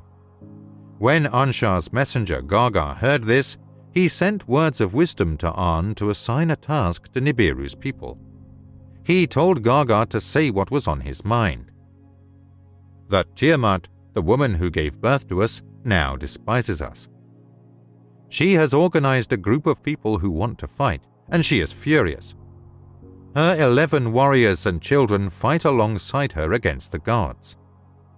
She piled Kingu on top of them and scribbled a fate on his chest for no apparent reason. No god can withstand her poison. She has made us all fear her. Allow Nibiru to become our assailant. Let him defeat Tiamat and save our lives. Decide what will happen to him, and then let him face our formidable foe. He went to Gaga. He bowed before him and repeated Anshar's words. He told Nibiru what his ancestor said and what Gaga said to him. Nibiru was taken aback by the words. Based on what he had heard, he imagined the mother whose children would eat her alive. He addressed An and Gaga. Without saying anything, his heart told him to go fight Tiamat. He stated, "If I am to defeat Tiamat and save your lives, I must gather the gods and declare that my destiny is supreme. Let all the gods agree in council that I should be in charge and that they should obey my commands." When Lamu and Lahamu heard this, they cried out in agony. The request was strange, and no one knew what it meant. The fate-deciding gods communicated with one another, so they informed me.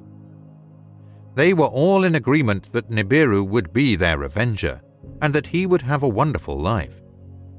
Nobody will be able to argue with your rules from now on.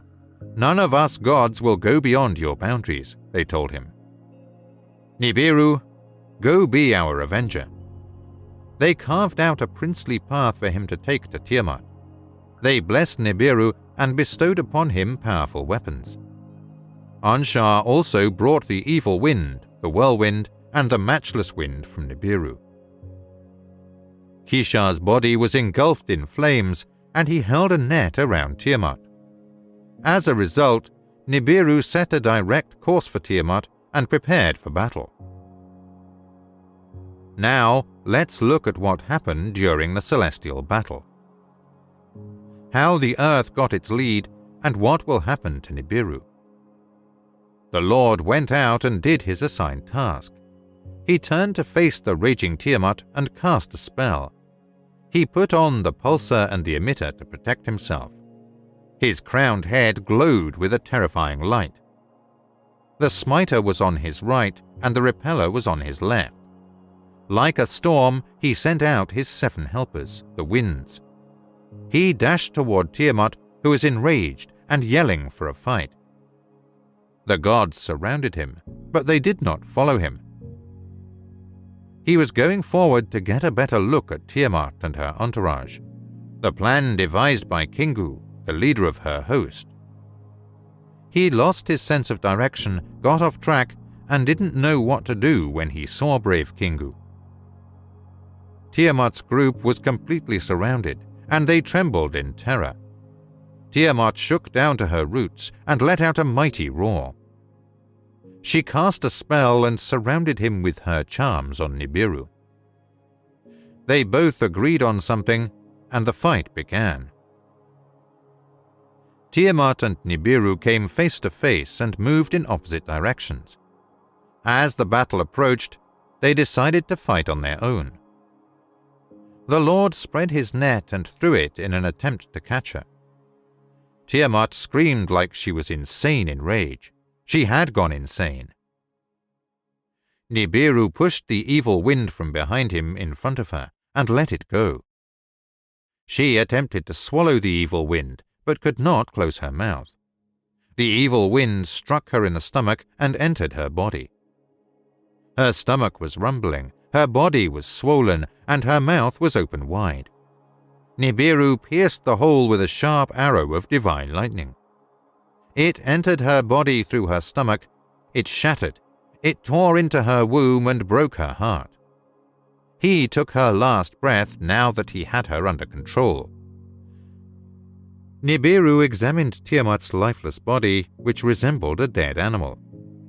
The 11 employees of their deceased employer trembled in horror. They were caught in Nibiru's net and were unable to escape.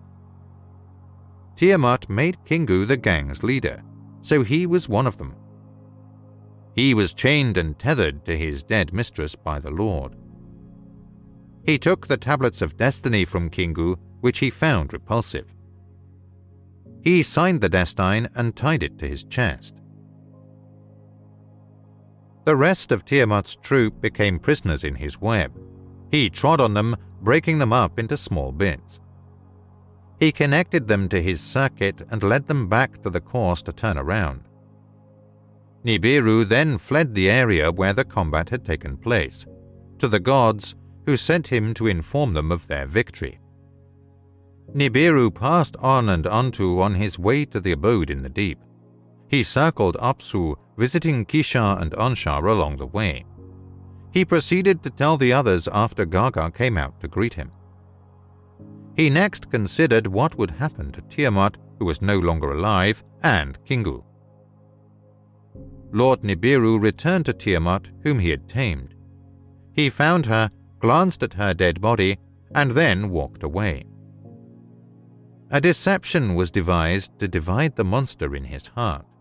Then, like a muscle, he split her chest and lower torso into 2 halves. When the Lord trod on her backside, he severed her top half. He cut open her inner channels and marveled at her golden veins. He summoned the north wind, his ally, from his side. He instructed them to place the severed head of the wind in the empty area. The Nibiru wind then passed over Tiamat, sweeping over her raging waves. Nibiru fired a lightning bolt at North Wind. He transmitted a message, and Tiamat's head was taken away in a blaze of light to an unknown location. Kingu was also sent away with her, and the portion that had been severed was to be his friend. Nibiru then considered what would happen to the back part. He wanted it to be a combat trophy that would survive eternally. The battleground to be enshrined serves as a permanent reminder. He used his mace to sever the horse's back. They then strung them all together to form a hammered bracelet. He secured them as watchmen by locking them together, a firmament to keep the waters separate from the waters. Nibiru has created beautiful works of art by separating the upper waters above the firmament from the lower waters. The Lord then crossed the heavens to examine the area, taking measurements from Apsu's quarters to Gaga's dwelling. He then stared at the deep, Nibiru's rim and his birthplace. He paused for a moment to reflect before returning to the battleground, the firmament. He resented traveling through Apsu's country and remembering the sun's departed spouse.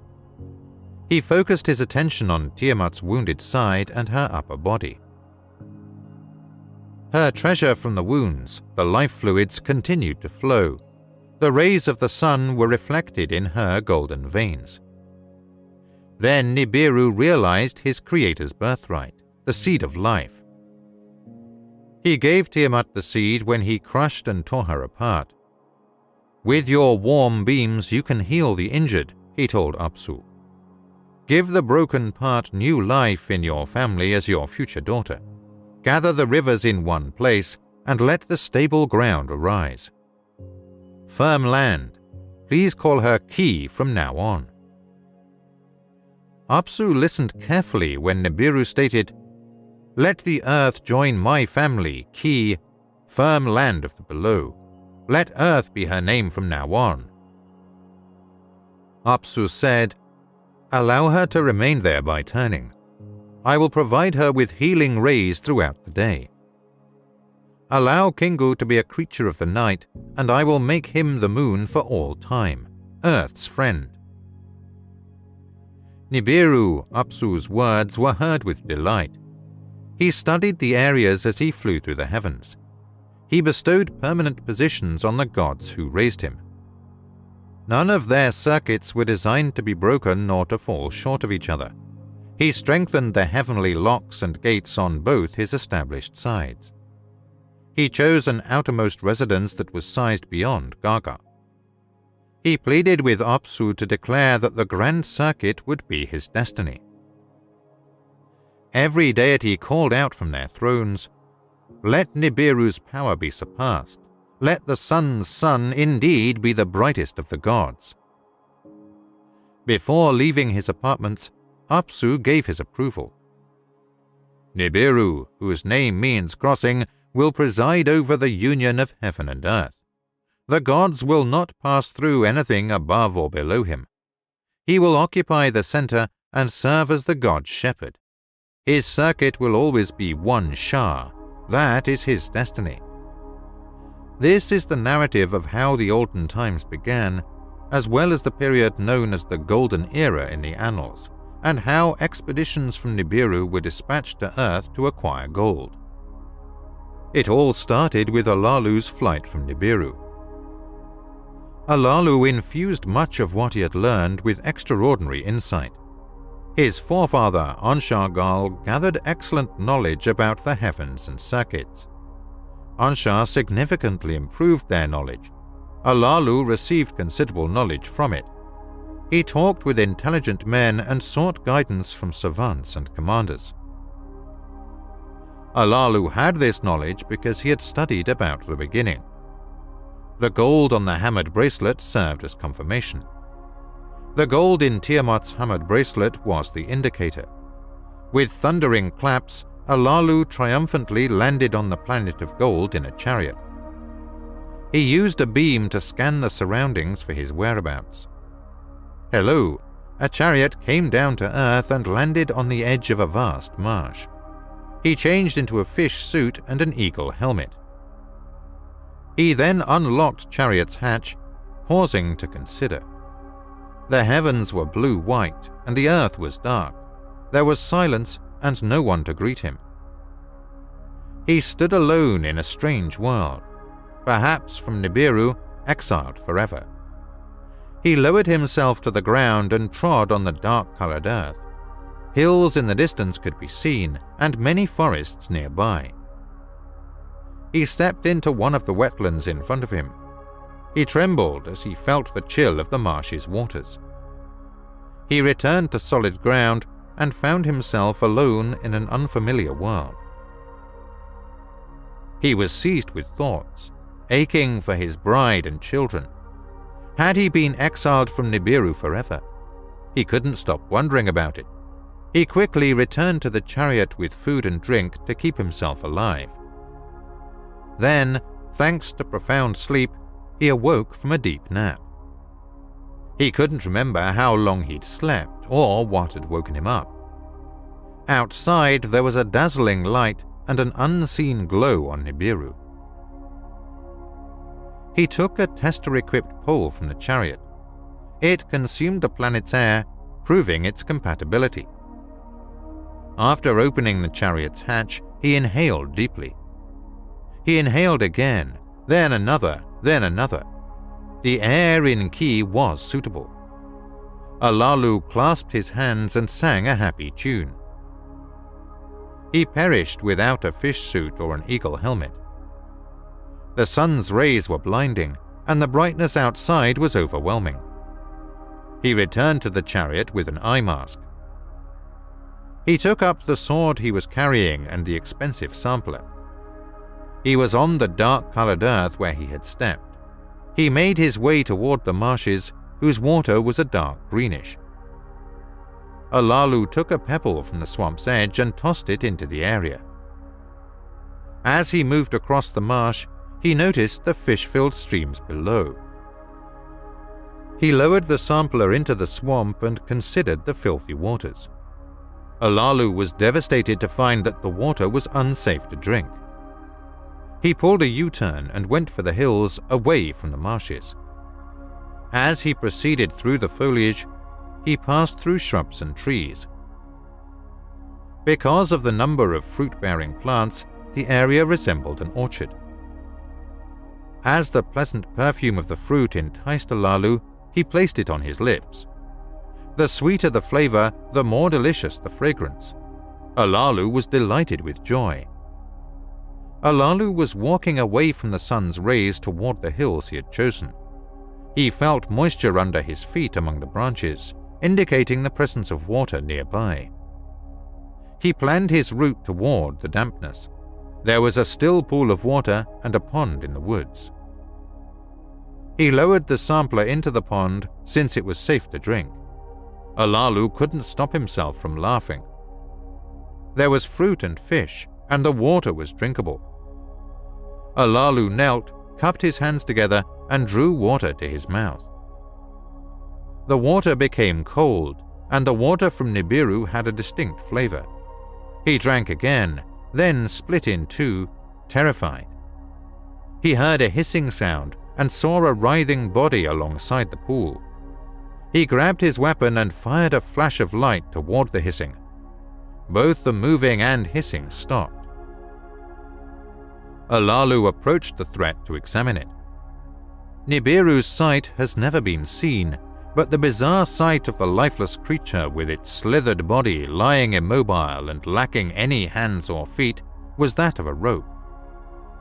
It was a creature from another world. Its little head was ornamented with fierce eyes, and a lengthy tongue protruded from its mouth.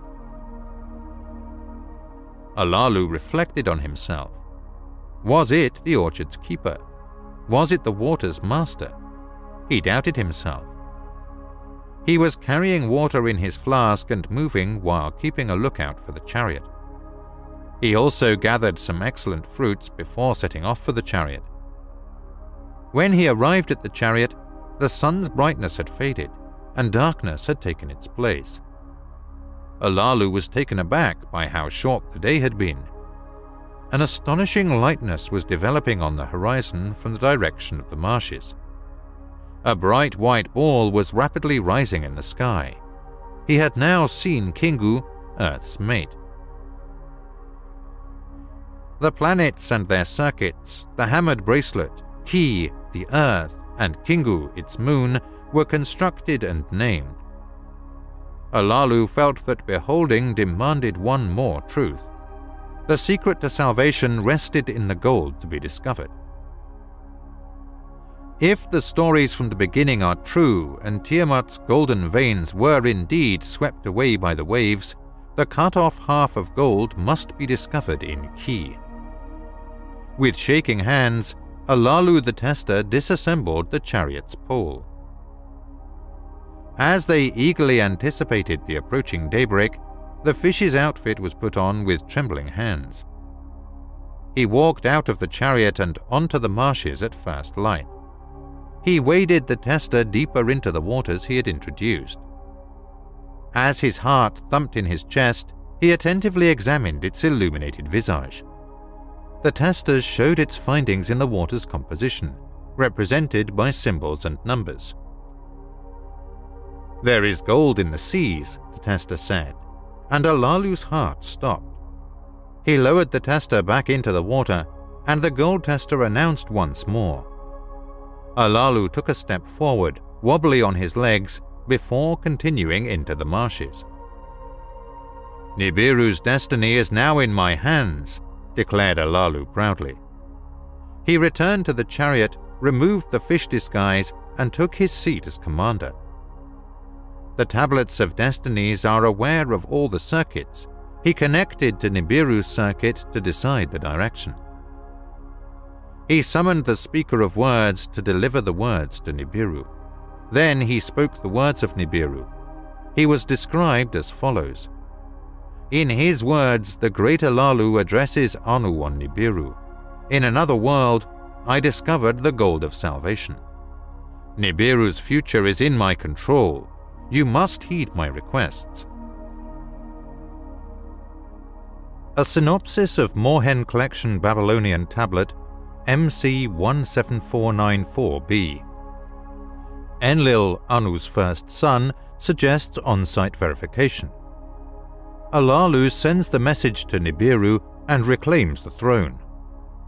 Anu, taken aback, puts the subject to the royal council. Ea, Anu's firstborn and Alalu's son-in-law, is instead chosen. Ea skillfully equips the heavenly boat for the journey. The spacecraft's pilot, Anzu, is carrying 50 heroes. Despite the perils, the Nibirians exult at the sight of Earth.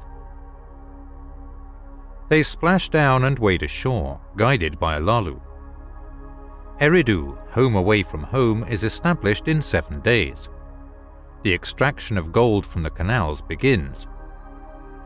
Despite the small amount, Nibiru needs the delivery of Abgal, a pilot who chooses Alalu's spaceship for the mission. Inside the spaceship, there are illicit nuclear weapons. Ea and Abgal remove and hide the terror weapons. There are 3 tablets.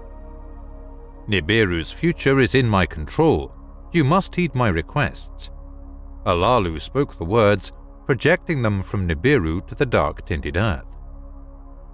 When the monarch Anu got the messages from Alalu, he was shocked, as were the wise men and counselors. They asked each other questions. Is Alalu still alive and well? Could he be from another planet? They were speaking in a skeptical tone. Wasn't he fleeing in the chariot to a safe haven on Nibiru? The chariot commanders were summoned, and the beamed words were considered. The words were spoken from outside the hammered bracelet, not from Nibiru. They discovered this and told King Anu about it.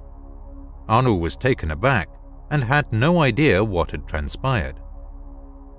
"Let words of acknowledgement to Alalu be delivered to the gathered," he said. At the place of the celestial chariots, Alalu was given the following orders. Anu the king wishes his congratulations and expresses his joy upon knowing about your health. There was no reason for you to leave Nibiru because Anu has no ill will against you. Allow Nibiru to be saved if you have discovered the gold of salvation.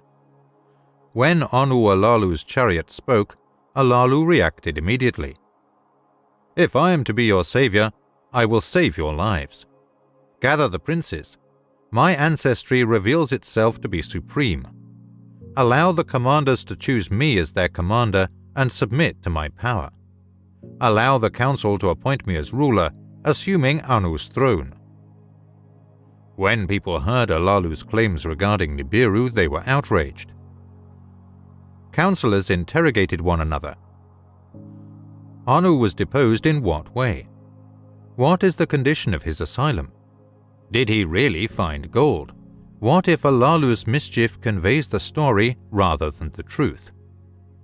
They sought the wisdom and counsel of the wise and knowledgeable. I was Alalu's master, said the oldest first. He was speaking. He had listened to the beginning's instructions and the celestial battle lessons he was learning. If he had gone beyond the hammered bracelet, he would have known of the aquatic monster Tiamat and her golden veins. His safe sanctuary is the 7th planet from Earth. Before the assembly, a prince addressed the subject, claiming to be Anu's son and the son of Anu's wife, Antu. Enlil's name means Lord of the Command. He was issuing warnings, Alalu is deafeningly silent when discussing circumstances. He wreaked havoc, losing the throne in a single wrestling match. If Tiamat's gold had been discovered, the proof was necessary. Would it be sufficient to protect our environment? How is it transported to Nibiru via the hammered bracelet?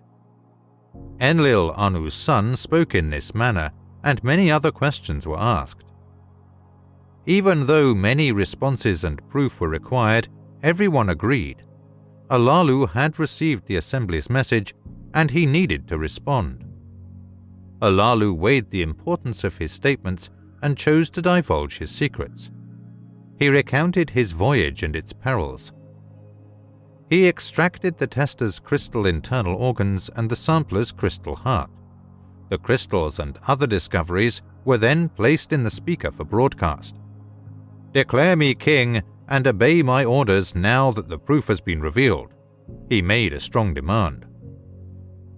The sages were stunned. He demolished the bracelet with weapons of terror and unleashed even more havoc on Nibiru with Alalu. As Nibiru circles that region, tragedies accumulate in Alalu. The kingship to be changed was a serious matter, and there was much concern in the council. Anu was king not only because of his ancestors, but also because of fair warfare. Anu's son spoke in front of the assembled princes. He was one of the sages recognized for his all-encompassing wisdom. He was known as ENKI, he whose home is water, and he was a master of the secrets of the waterways. He was Anu's firstborn and married Domkina, Alalu's daughter. "Anu the king is my biological father, but Ea claims Alalu is my stepfather. My fiancé's purpose was to bring the two clans together. Let me be the one to bring peace to this battle.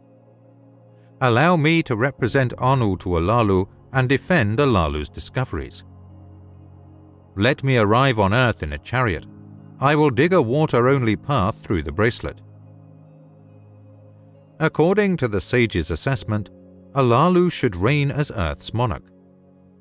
Let there be a second wrestling bout, and if Nibiru can save, who will rule? Allow it to make a decision.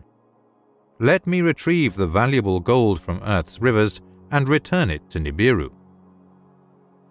The prince's advisors, sages, and commanders were ready for the struggle they had discovered as they listened in amazement to Ea's words. "Allow it to happen. Allow Ea to travel and the gold to be examined," Anu stated. "I'll fight Alalu once more. May the victor reign as Nibiru's monarch." Alalu received the ruling's words.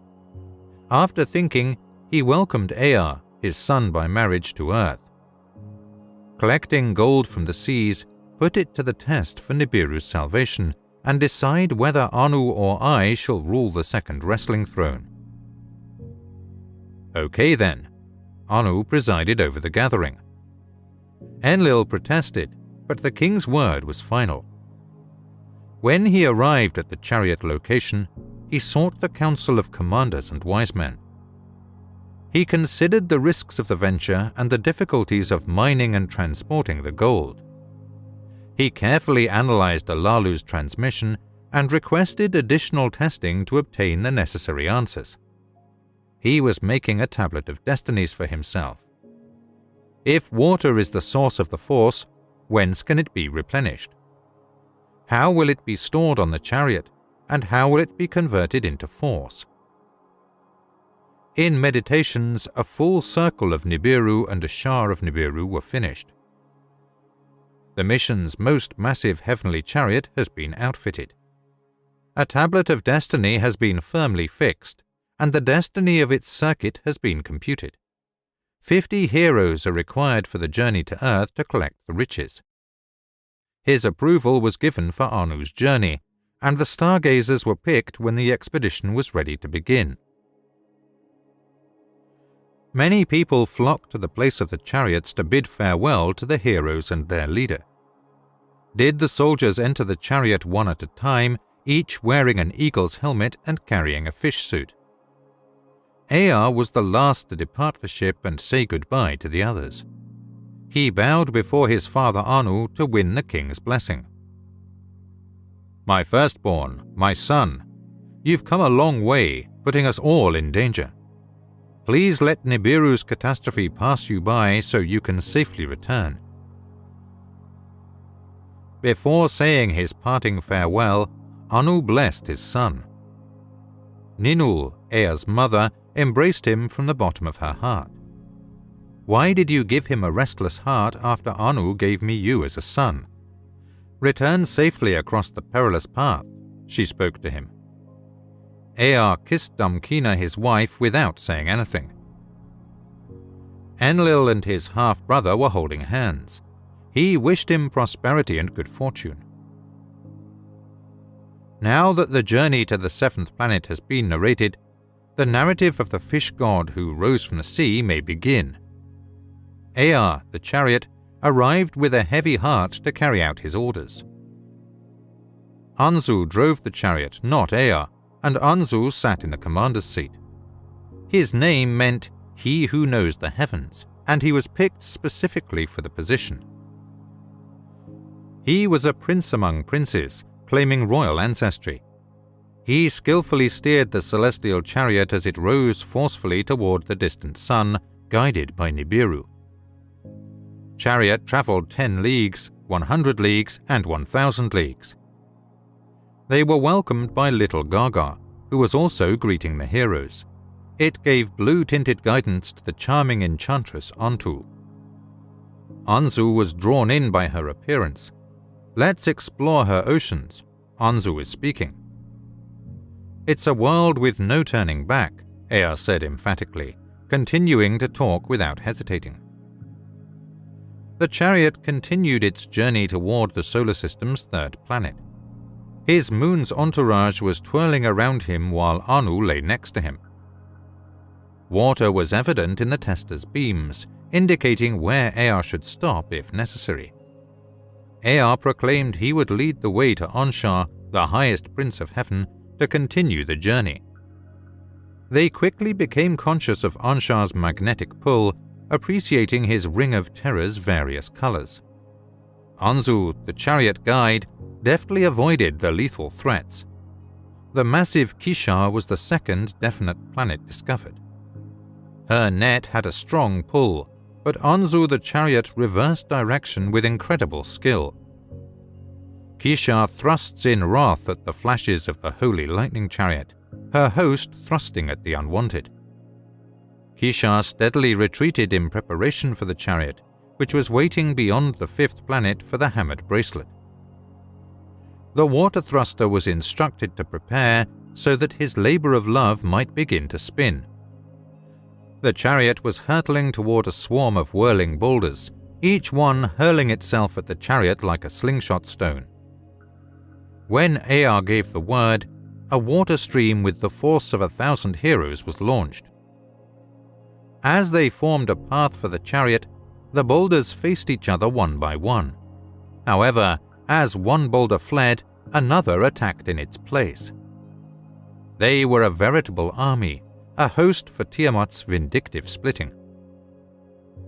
Ea repeatedly told the water thruster to keep spinning, repeatedly directed streams of water at the swarm of stones, repeatedly made the boulders' faces alter, allowing the chariot to pass. The chariot could proceed without incident once the path was clear. The heroes let out a joyous yell, which was heightened by the emergence of the sun. Amid Anzu's excitement, the alert went off. For the way to having fashioned, excessive waters were eaten. Waters were insufficient to keep the chariot's flaming stones hydrated for the rest of the journey. They could see the sun's rays reflected in the sixth planet's profound darkness. He was asking for Anzu. Enki is assisting Lamu, who has water. Do you want to ride the clown chariot over there? Anzu, the chariot, maneuvered it deftly toward Lamu, reaching the celestial god and forming a circle around it. Anzu believes that the planet's attraction is too easy to handle, and that its network could be more robust. Lamu was a sight to behold. It was multicolored with pure white stones and headgear. It had a reddish center surrounded by dazzling streams and lakes. The chariot, piloted by Anzu, paused traffic and plummeted alongside a lake. While wearing their eagle's helmets, Ea and Anzu strayed to the solid ground. At the command, the heroes that which water sucks expanded the chariot, filling its interior with lake water. While the chariot drank its fill of water, Ea and Anzu inspected the place.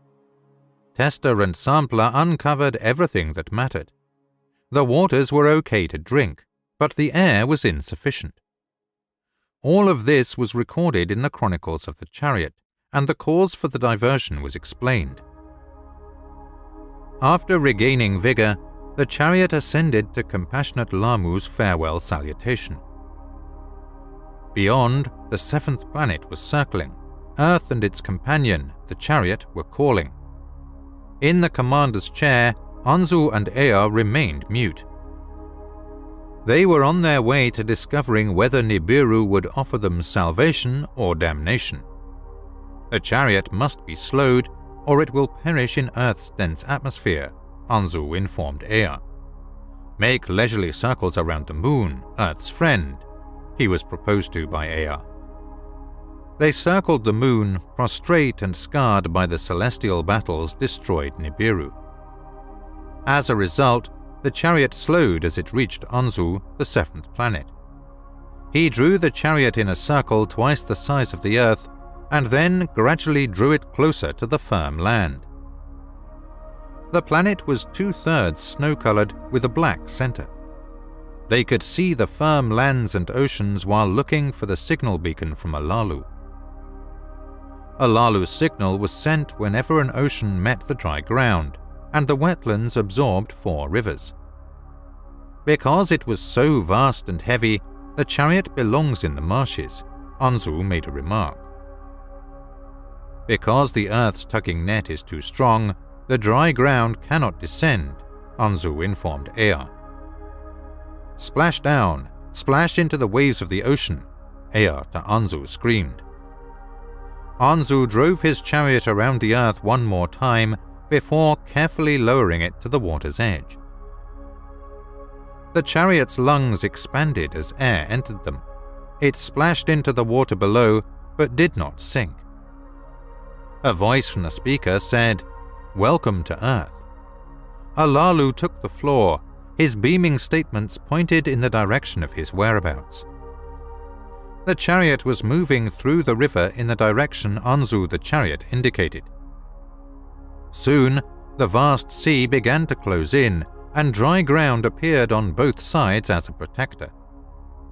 On the suitable highlands, brown-hued hills rose to the left, their heads pointed to heaven. The chariot, floating like a ship on the waters, made its way to Alalu's place. The marshes ahead were replaced by the oceans as the dry land was swamped. In response to the heroes' orders, Anzu ordered their fish suits. The heroes entered the marshes via the chariot's hatch. Strong ropes were connected to the chariot and used to pull it. Alalu's beaming statements became more powerful. "Hurry, hurry," this is what he stated. At the marsh's edge there was a sight to behold. Alalu's sacred vessel, Nibiru, was riding in a chariot that gleamed in the sunlight. The hero accelerated his movement toward Alalu's chariot. They accelerated. Ea put on his fish suit out of impatience. His chest felt like it was pounding like a drum. He jumped into the swamp and dashed toward the edge.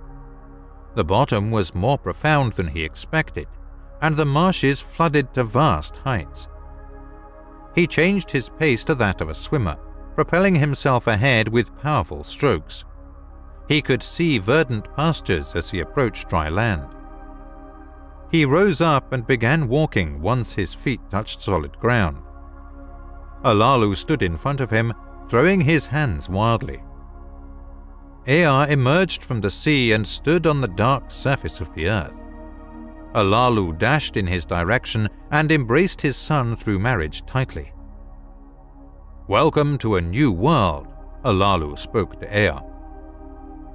This describes how Eridu came to be on Earth and how the 7-day count began.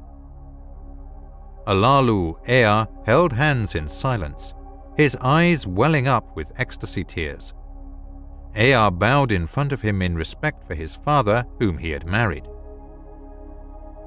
The heroes were making their way through the marshes, while others were running toward the dry ground while clothed in fish suits. "Don't let the chariot go down. Avoid the dirt ahead by anchoring it in the water." Anzu was in command. The heroes landed in front of Alalu.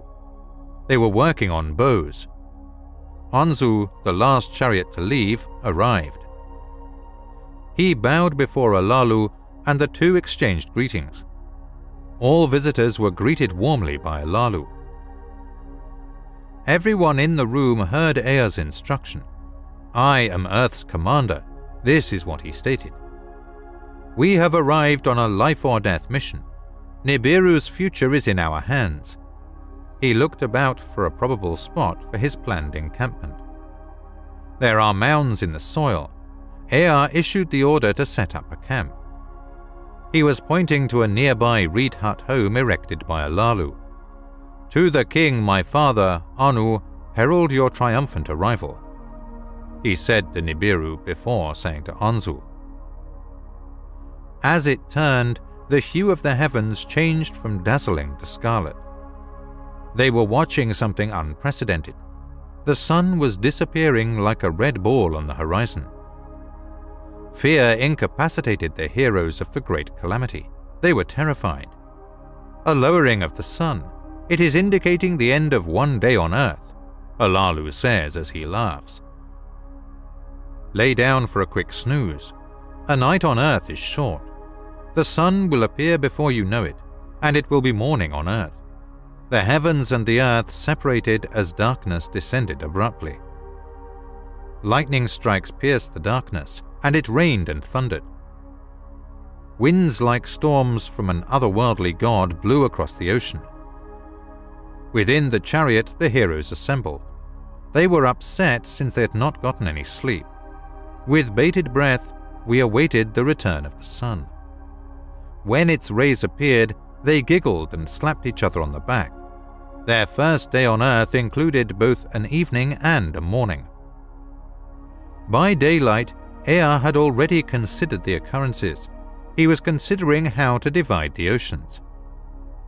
Engur fashioned the master from the beautiful waters to provide drinking water. He walked to the snake pond with Alalu, thinking about its warm waters. Nasty snakes were spreading in the pond. Engur informed Ea of this. Ea then reflected on a large amount of rainfall he had collected in the marshlands. He named the reed thicket he was directing and delegated wetland maintenance to Enbilulu. Enkidu, who was in charge of the ditch and dike, constructed a boundary so that the marshes could create a collection area for the rainwater. As a result, marsh waters and pleasant waters were separated from the waters above and below. The second day on Earth occurred between the hours of dusk and dawn. As soon as sundawn was declared, the hero accomplished the chores assigned to him. Alalu Ea's steps were aimed toward the grass and trees area. Herbs and fruits of various kinds grow on everything in the orchard. Ea posed the following inquiries to his vizier Isimud. What exactly is this plant? What exactly is that plant? He was curious. Isimud, a learned man, could tell what food grew well. He ripped a fruit from a honey plant for Ea. In his remarks to Ea, he ate one fruit and Ea ate one fruit. The hero, the guru, is given power over the food that grows due to his excellent reputation. As a result, the hero was given drink and nourishment, but he was unsatisfied. The third day on Earth occurred between the hours of dusk and dawn. The winds died down on the fourth day, and the waves had no effect on the chariot, allowing the chariot's tools to be brought and the encampment's dwellings to be built. This was given by Ea. In charge of mold and brickmaking, Kula assigned Ea to make clay bricks and give Mushdamu the order to build foundations and dwellings. The sun shone all day brightly, generating the day's brightness. By sunset, Kingu, one of the heavenly gods, was supposed to represent the Earth's moon, which casts a pale light on Earth and a lesser light to rule the night when it is complete. It was the fourth day on Earth, late at night and early in the morning. On the sixth day, Ea Ningisig gave the order to build a reed boat. It is critical to assess the extent of the swamplands and the distance between the marshes. Ulmarsh, the one who knows what swarms in the oceans and who amid the birds that soar. ENKI relied on Ulmarsh to help him distinguish between good and evil. The Ulmarsh were unaware of many creatures that swam in the oceans and take flight in the air. Their sheer numbers were astounding. The carp were large and swimming among the undesirables. Ea summoned Enbilulu, master of the marshlands, Enkimdu, commander of the ditch and dike. He spoke to them in the marshlands to build a barrier. Catching fish with the help of canebrakes and green reeds, a trap for carp that could not escape from a net was set up there. No bird suitable for consumption could escape from its net. For the heroes given, fish and poultry were separated into gorgeous varieties. It was now the morning after the sixth day on Earth had ended. On the sixth day, each of the orchard's creatures began keeping score. Enuosag to his task of distinguishing between what creeps and what walks on foot. Their personalities left Enuosag stunned, and he told Ea about the ferocity of their wildness. Mushdamu was summoned by Ea Kula, who issued the following urgent orders. The houses will be completed by the evening, and a fence will surround them for security. The warriors who took up the assignments quickly laid bricks on the foundations. The roofing was made of reeds, while the fencing was made of felled trees.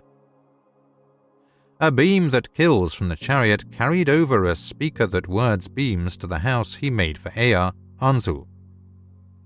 Everything Ea, Alalu and Anzu did was positive in light of their acts. The camp was completed by the evening. The heroes gathered for the evening. The sixth day has nighttime and morning hours. On the seventh day, the heroes of the encampment gathered. They overheard Ea declare to them, "We have taken a risky, dangerous road from Nibiru to the seventh planet. We landed on Earth, did much good, and established an encampment. Today should be a day of relaxation, and the seventh day should always be a day of rest. The phrase Eridu should now be replaced with home in the far away, which means the same thing. To fulfill a vow, declare Alalu of Eridu as commander." The assembled heroes roared their approval in unison. Before paying respect to Ea, Alalu said the following words of agreement. "Give Ea a new nickname, Nudimud, the artful fashioner."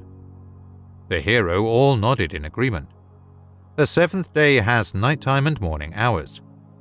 This is the narrative of how the gold search began, and how Nibiru's plans to save itself fell miserably. After Eridu's tent had been erected and the heroes had eaten enough to satisfy them, Ea gold was gathered from the canals. The chariot's firestones were stirred, as was its great cracker. With that which water sucks from the chariot expanded, it was immersed in marsh waters. Water was directed into a crystal jar. The water draws out all the metal in the jar, including the crystals. The water was then spat out of the vessel and into the fish pond, where the metals in the water were collected. Ea was a talented tailor, and his creations were fantastic. Marsh waters were pulled in and spewed for 6 days on Earth as metals accumulated inside the vessel. Ea and Alalu studied the metals on the seventh day. The metals in the jar varied. There was plenty of copper and iron, but gold was scarce. In the chariot was another vessel, another work of art by Nudimud. After being split into numerous categories, the metals were delivered ashore one by one. As a result, the heroes must work for 6 days straight before taking a day off. Over 6 days, the crystal bowls were filled and emptied. On the 7th day, metals were counted. There were also copper, iron, and other metals, and the gold was collected in the most miniature mound. During the night, the moon waxed and waned. The month made its circuit call. It declared the 7th day, a day of rest, by its half-crown when the month began, as its 6 days of sparkling horns signified. The moon was seen halfway through its fullness. After that, it shrank.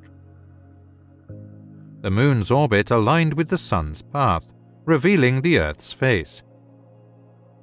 The moon's motions captivated Ea, Ki's attachment to Kingu. He pondered, what was the purpose of the attachment, and what divine sign did it convey? Month referred to Ea as the moon's circuit, and Month named its circuit. The rivers separated in the chariot for a month and 2 months. The sun gave Earth a new season every 6 months. Ea named winter and summer. Winter and summer existed. By the year of Earth, Ea had completed the circuit. By the end of the year, the accumulated gold account had been taken. There should have been more to send to Nibiru. The swampland's waters were insufficient. Transport the chariot to the more bottomless, unfathomable sea. Ea had already stated this. The chariot was unmoored and returned to its original place. The salt water was circulated through the stirred-up crystal jars with care. Metals were classified into numerous categories, and gold shone brightly among them. Ea received word of the events from the chariot and sent it to Nibiru, where Anu was overjoyed. Nibiru was on its way to the sun's dwelling and was getting closer to Earth on its Shah circuit. Anu inquired eagerly about the gold. Was he asking, have enough arrived to send to Nibiru? Unfortunately, more of the gold from the waters was needed. Let another Shah go by and double the amount. Ea gave advice to Anu. Obtaining gold from the ocean's waters continued. Enki felt apprehension filling his heart. Parts were hauled from the chariot and a sky chamber was assembled. Abgal, he who knows the pilot of the sky chamber to take charge, he appointed. Daily in the sky chamber with Abgal did Ea upward soar, the earth and its secrets to learn. For the sky chamber an enclosure was constructed. By Alalu's chariot was it placed. Daily the crystals in Alalu's chariot did Ea study. What by their beams was discovered to understand. Whence does the gold come? He asked Alalu. Where on earth are Tiamat's golden veins? In the sky chamber with Abgal did Ea upward soar, the earth and its secrets to learn. Over majestic mountains they roamed. In the valley's great rivers they saw steppes and forests below were stretched, and thousands of leagues were within reach. Vast lands separated by oceans they recorded. With the beam that scans the soils they penetrated. On Nibiru impatience was growing. Was the outcry increasing? Can gold protection provide? Assemble the gold. On Nibiru's bearing gold you must deliver. So did Anu Ea's command. Repair Alalu's chariot for returning to Nibiru, make it fit, and prepare it for the Shah's completion. So was Anu's saying. Ea, his father's, the king's words were heeding. He contemplated repairing Alalu's chariot. As the sky chamber won eve by the side of the chariot, they landed. With Abgal the chariot, they entered a secret deed in the darkness to perform. The weapons of terror, the 7 of them, from the chariot they removed. To the sky chamber they took them inside the sky chamber to give them hiding. By sunrise, Ea with Abgal in the sky chamber soared to another land was their direction. There, in a secret place, did Ea the weapons hide. In a cave, a place unknown, he stored them. Then to Anzu Ea words of command gave. To repair Alalu's chariot he directed, for returning to Nibiru to make it fit, by the Shah's completion to make it ready. Anzu, in the ways of chariot, is exceptionally skilled in the task his labors set. He made its thrusters hum again, its tablets he contemplated. The absence of the weapons of terror he soon discovered. With anger, Anzu cried out. Ea of their hiding away explained. Forsworn is the weapon's use, Ea was saying. Neither in the heavens nor on firm lands shall they ever be harnessed. Without them, no passage through the hammered bracelet is safe. Without them, without water thrusters, the danger is endurance surpassing. Anzu is speaking. Alalu of Eridu, the commander, the words of Ea considered. To the words of Anzu heed he gave. The words of Ea by the council of Nibiru are attested, Alalu was saying. But without the chariot's return, Nibiru shall be doomed. Abgal, who knows to pilot boldly toward the leaders, stepped forward. I shall be the pilot. The dangers I shall valiantly face, he was speaking. Thus was the decision made. Abgal shall be the pilot, and Anzu on earth shall stay. On Nibiru, the stargazers, the destinies of the celestial gods contemplated. An opportune day they were selecting. Into Alalu's chariot basketfuls of gold were carried. The forepart of the chariot Abgal entered. The commander's seat he occupied. From the chariot of ENKI to him ENKI's tablet of destiny gave. Shall be that which shows the way for you. By the opened pathway you shall find. The chariot's firestones Abgal stirred up. Their hum-like music was enthralling. He enlivened the chariot's great cracker, a reddish brilliance it was casting. ENKI and Alalu, the multitude of heroes, were standing around saying farewell to him. They were bidding. Then the chariot with a roar heavenward rose, to the heavens it ascended. To Nibiru words of the ascent were beamed. There was much expected of Nibiru. Synopsis of the fourth tablet. The Nibirians hail even the small gold delivery tests of gold's use as an atmospheric shield succeed. Additional heroes and new equipment are sent to Earth. Gold extraction from the water continue to disappoint. Ea discovers gold sources that need deep mining in the Abzu. Enlil, then Anu, comes to Earth for crucial decisions. As the half-quarrel brothers' lots decide the tasks. Ea, renamed ENKI, Earth's master, goes to the Abzu. Enlil stays to develop permanent facilities in the Edid. As Anu prepares to lease, he is attacked by Alalu. The seven who judge sentence Alalu to exile on Lamu. Anu's daughter Ninma, a medical officer, is sent to Earth. Stopping off at Lamu, Mars, she finds Alalu dead. A rock carved to resemble Alalu's face serves as his tomb. Anzu is given command of a way station on Lamu. Reverse side, partly damaged, Moorhen Collection Assyrian Tablet, Mosul MC1265M. To Nibiru words of the ascent were beamed. There was much expected of Nibiru. With confidence, Abgal the chariot guiding. Around Kingu, the moon, he made a circuit by its net power's speed to gain. 1,000 leagues, 10,000 leagues toward Lamu he journeyed. Through its net power, a direction toward Nibiru to obtain. Beyond Lamu, the hammered bracelet was whirling. Deftly did Abgal Ea's crystals make a glow, the opened paths to locate. The eve of fate upon him with favor looked. Beyond the bracelet, the chariot beamed signals from Nibiru, receiving homeward, homeward was the direction. Ahead, in the darkness, a reddish hue glowed Nibiru, a sight to behold. By the beamed signals, the chariot was now directed. Thrice around Nibiru it made circuits, by its net force to be slowed. Nearing the planet, the breach in its atmosphere Abgal could see. He felt a squeezing in his heart of the gold he was bringing. What was he thinking? Passing through the atmosphere's thickness, aglow was the chariot, its heat overbearing.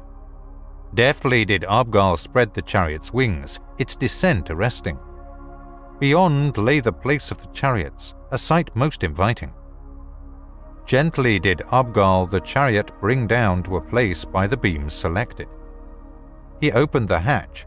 A multitude of the populace was there assembled. Anu toward him stepped forward, locked arms, warm greetings uttered. Heroes into the chariot rushed, the gold-bearing baskets they brought out. High above their heads the baskets held.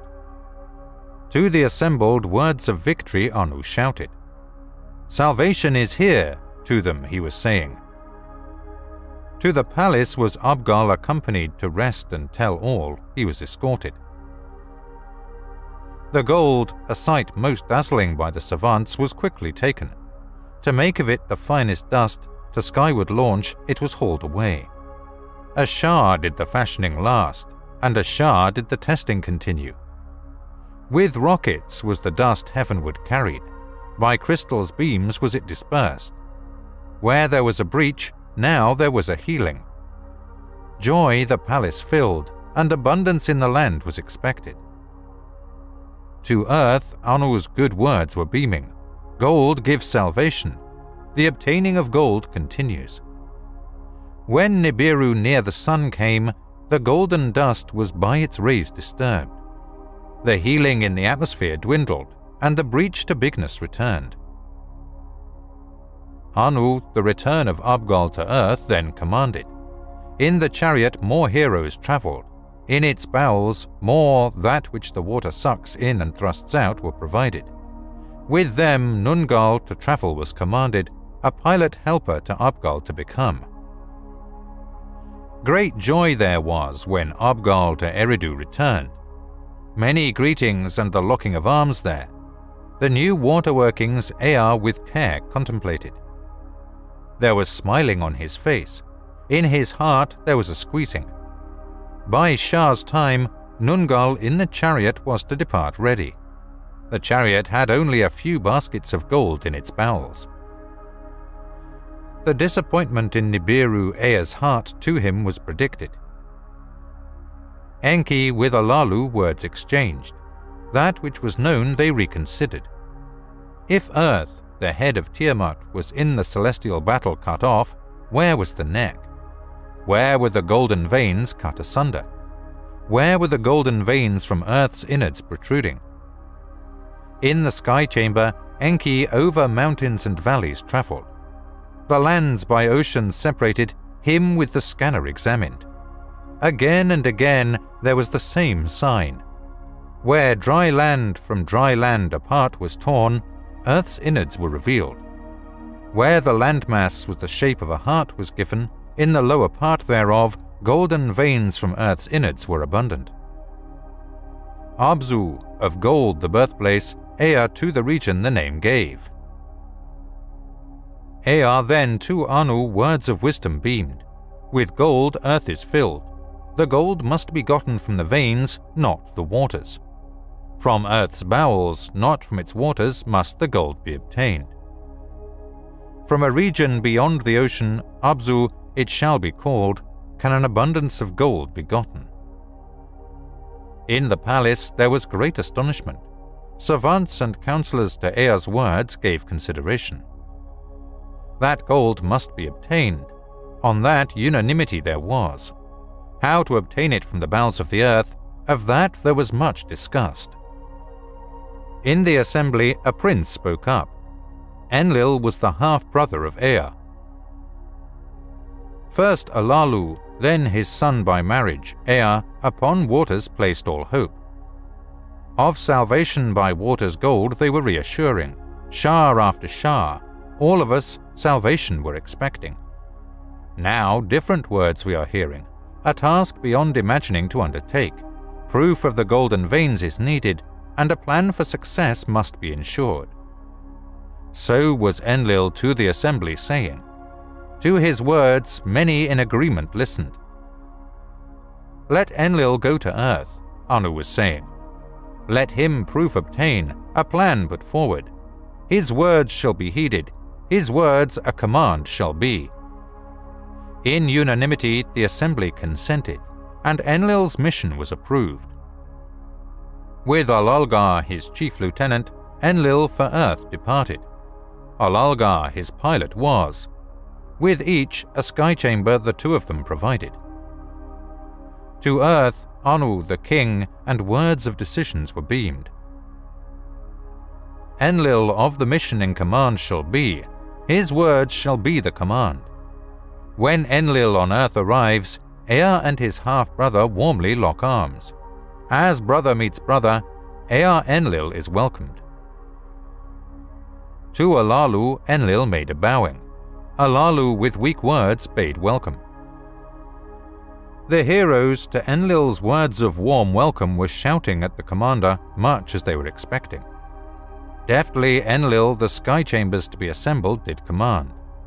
In a sky chamber he went soaring. Alalgar, his chief lieutenant, was the pilot with him.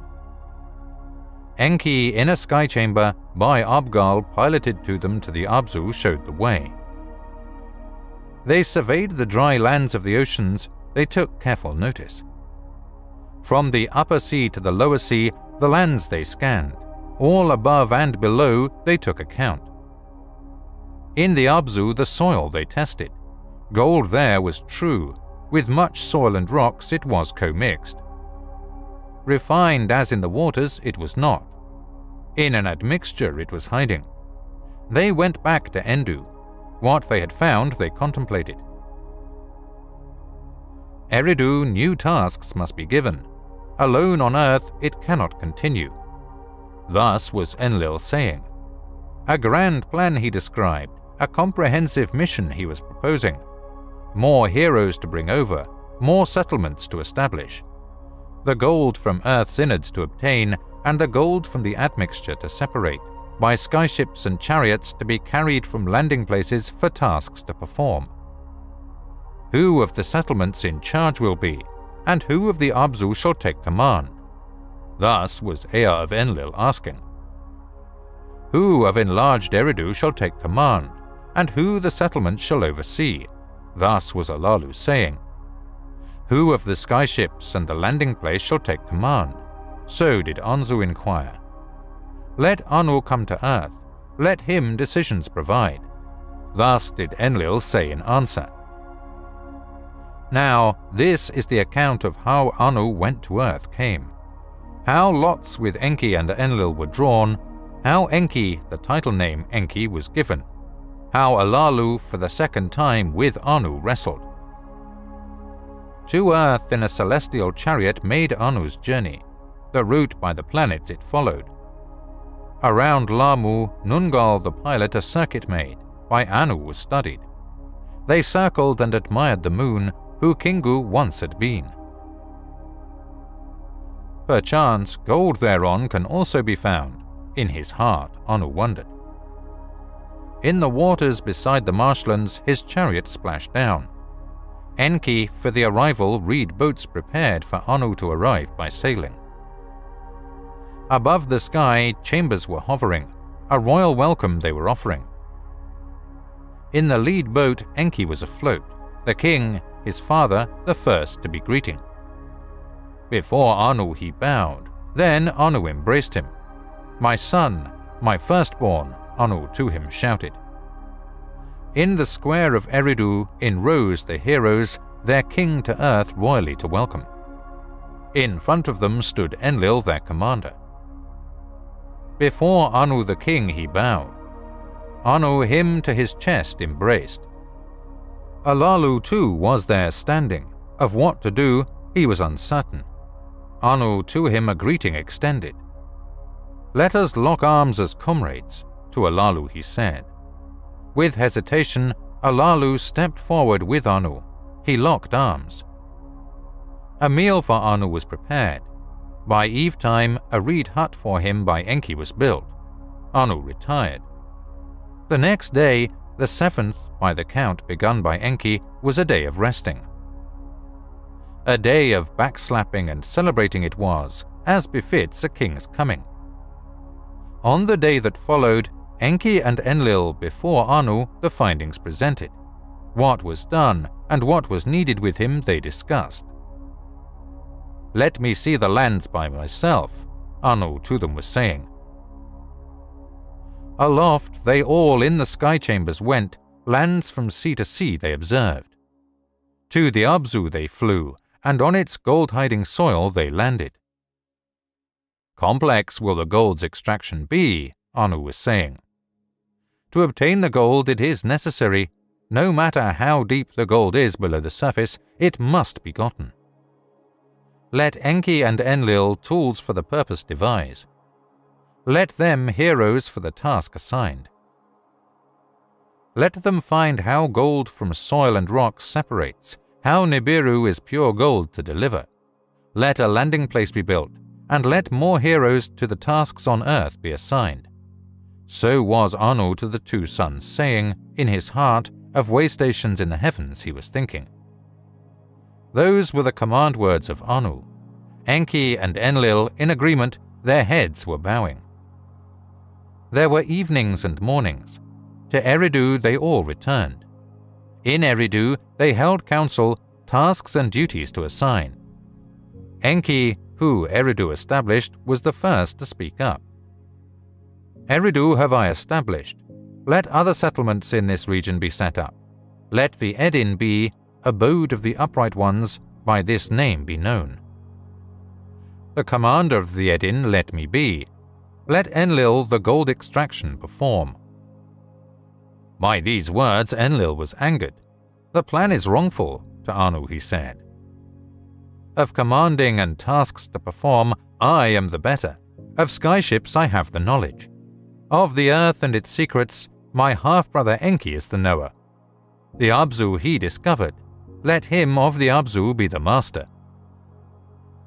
Anu listened to the angry words with a careful ear. The brothers were again half-brothers. The firstborn with the legal heir, with words as weapons, were contending. ENKI was the firstborn son of a concubine to Anu. He was born. Enlil, after that born by Antu, Anu's spouse, was conceived. A half-sister of Anu, she was Enlil, the legal heir making the next-born son for the succession the firstborn overcoming. A conflict that the obtainment of gold would endanger Anu was fearing. One brother to Nibiru must return. The succession from considering must now be removed. So was Anu to himself thinking. Aloud to the two a startling suggestion he made. Who to Nibiru for the throne seat shall return? Who the Edin shall command? Who in the Abzu shall be the master? Let us three, I wish you, by lots determined. Silent were the brothers. The audacious words by surprise them overtook. Let us draw lots, Anu said. By the hand of fate, let there be a decision. The three, father and two sons, clasped their hands together. They cast lots, and by the lots, the tasks they divided. Anu to Nibiru to return, its ruler on the throne to remain. The Edin to Enlil was allotted to be the lord of the command as his name showed. More settlements to establish, of the skyships and their heroes charge to take. Of all the lands until the bar of the seas encounter, the leader is to be. To ENKI, the seas and the oceans as his command were granted. Lands beyond the bar of the waters by him to be governed. In the Abzu, to be the master, with ingenuity, the gold to procure. Enlil with the lots was agreeable. The hand of fate he, with a bow, accepted. ENKI's eyes filled with tears of Eridu and Edin. He wished not to be parted. Let ENKI forever Eridu as his home keep, Anu to Enlil was saying. Let his being the first to splash down forever be remembered. Let Ea as Enkiith's master be known. Enki, Enkiith's master, let his title be. His father's words Enlil with a bow accepted. To his brother he thus said, Enki, Earth's master, your title name shall henceforth be. I, Lord of the Command, shall be known. The decisions were announced to the heroes in the assembly, Anu, Enki, and Enlil. The tasks are assigned, and success is in the offing, Anu to them was saying.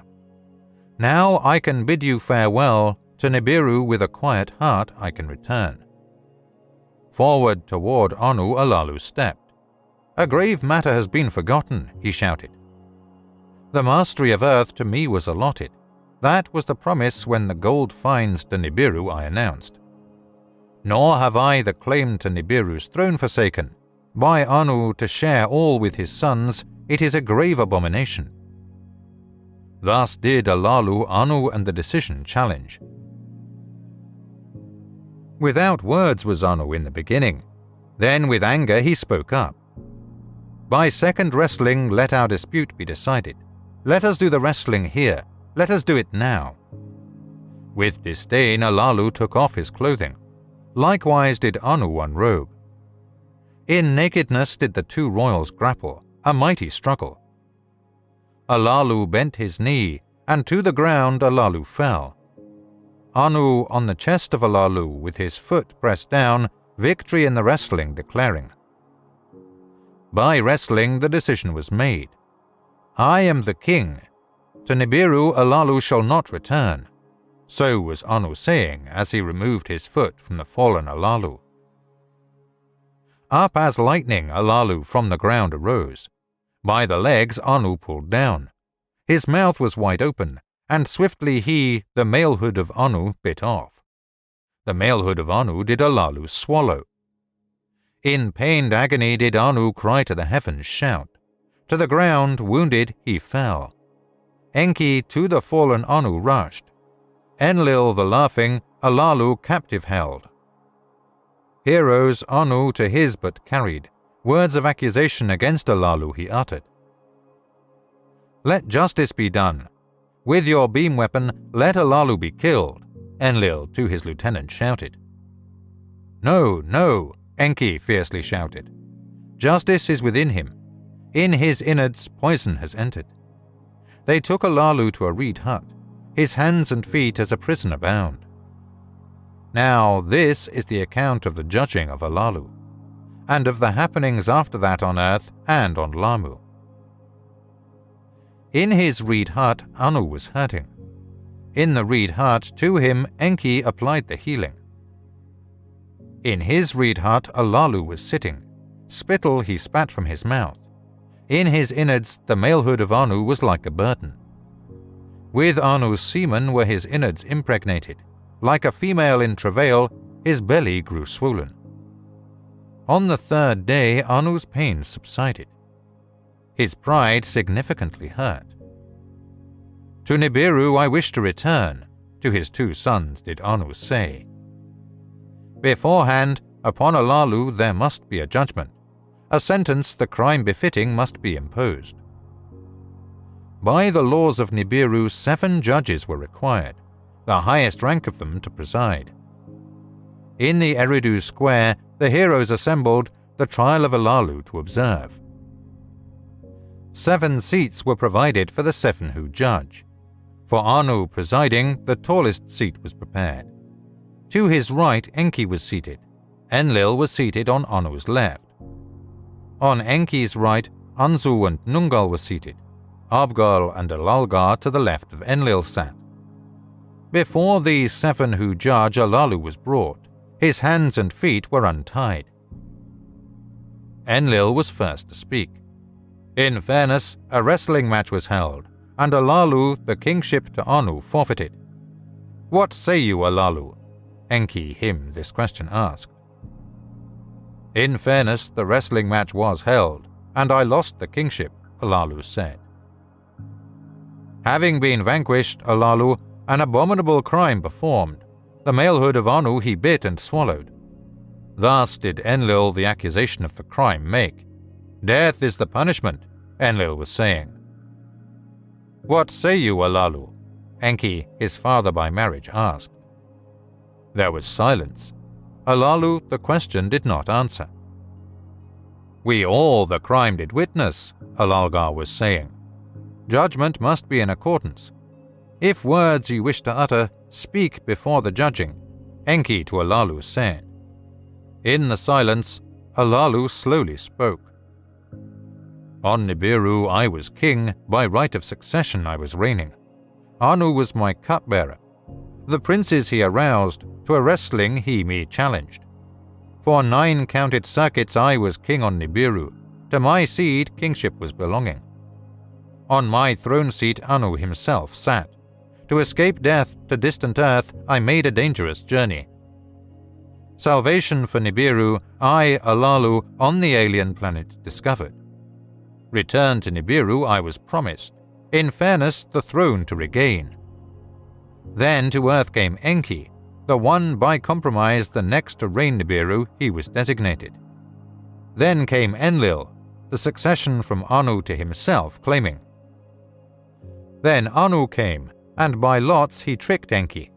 Enki, the lord of earth, was proclaimed, of earth, not of Nibiru, to be the master. Then to Enlil the command was granted, and Enki to the distant Abzu was delegated. My heart of all that was aching, my chest from shame and anger was bursting. Then Anu his foot upon my chest placed, upon my aching heart he was treading. In the silence Anu spoke up. By royal seed and law, by fair wrestling did I gain the throne. My malehood you bit off and swallowed, my offspring line to discontinue. Enlil spoke up. To the crime the accused admitted, let the judgment come, let death the punishment be. Death, said Alalgar. Death, said Abgal. Death, said Nungal. Death to Alalu by itself will come. What he had swallowed in his innards death will bring, Enki was saying. Let Alalu be in prison for the rest of his days on earth. Anzu is speaking. Their words Anu was contemplating. Anger and pity both he engulfed. To die in exile, let this be the judgment, Anu was saying. In amazement, the judges at each other glanced. What Anu was saying, they wondered. Neither on earth nor on Nibiru shall the exiling be, Anu was saying. On the way there is the Lamu planet, with waters and an atmosphere it is endowed. Enki, as Enki thereon made a pause. Of it as a way station have I been thinking.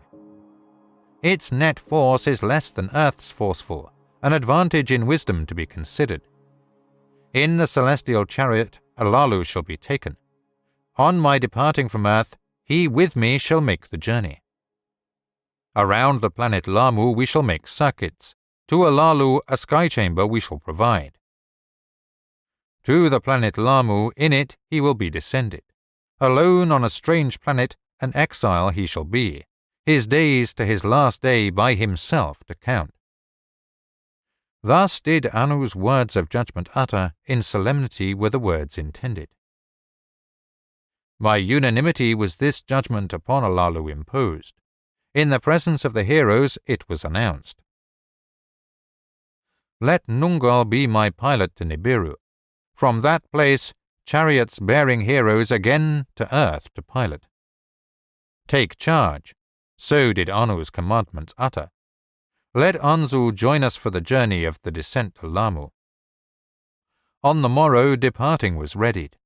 All who depart by boats to the chariot were ferried. A place for landings on firm soil you must prepare, Anu to Enlil was saving. How Lamu is a way station to use, plans you should make. Farewells there were, both joy and sorrow. Limping did Anu on the chariot embark, and with his hands tied did Alalu the chariot entered. Then the chariot soared to the heavens, and the royal visit ended. They around the moon made a circuit. Anu was enchanted by sight.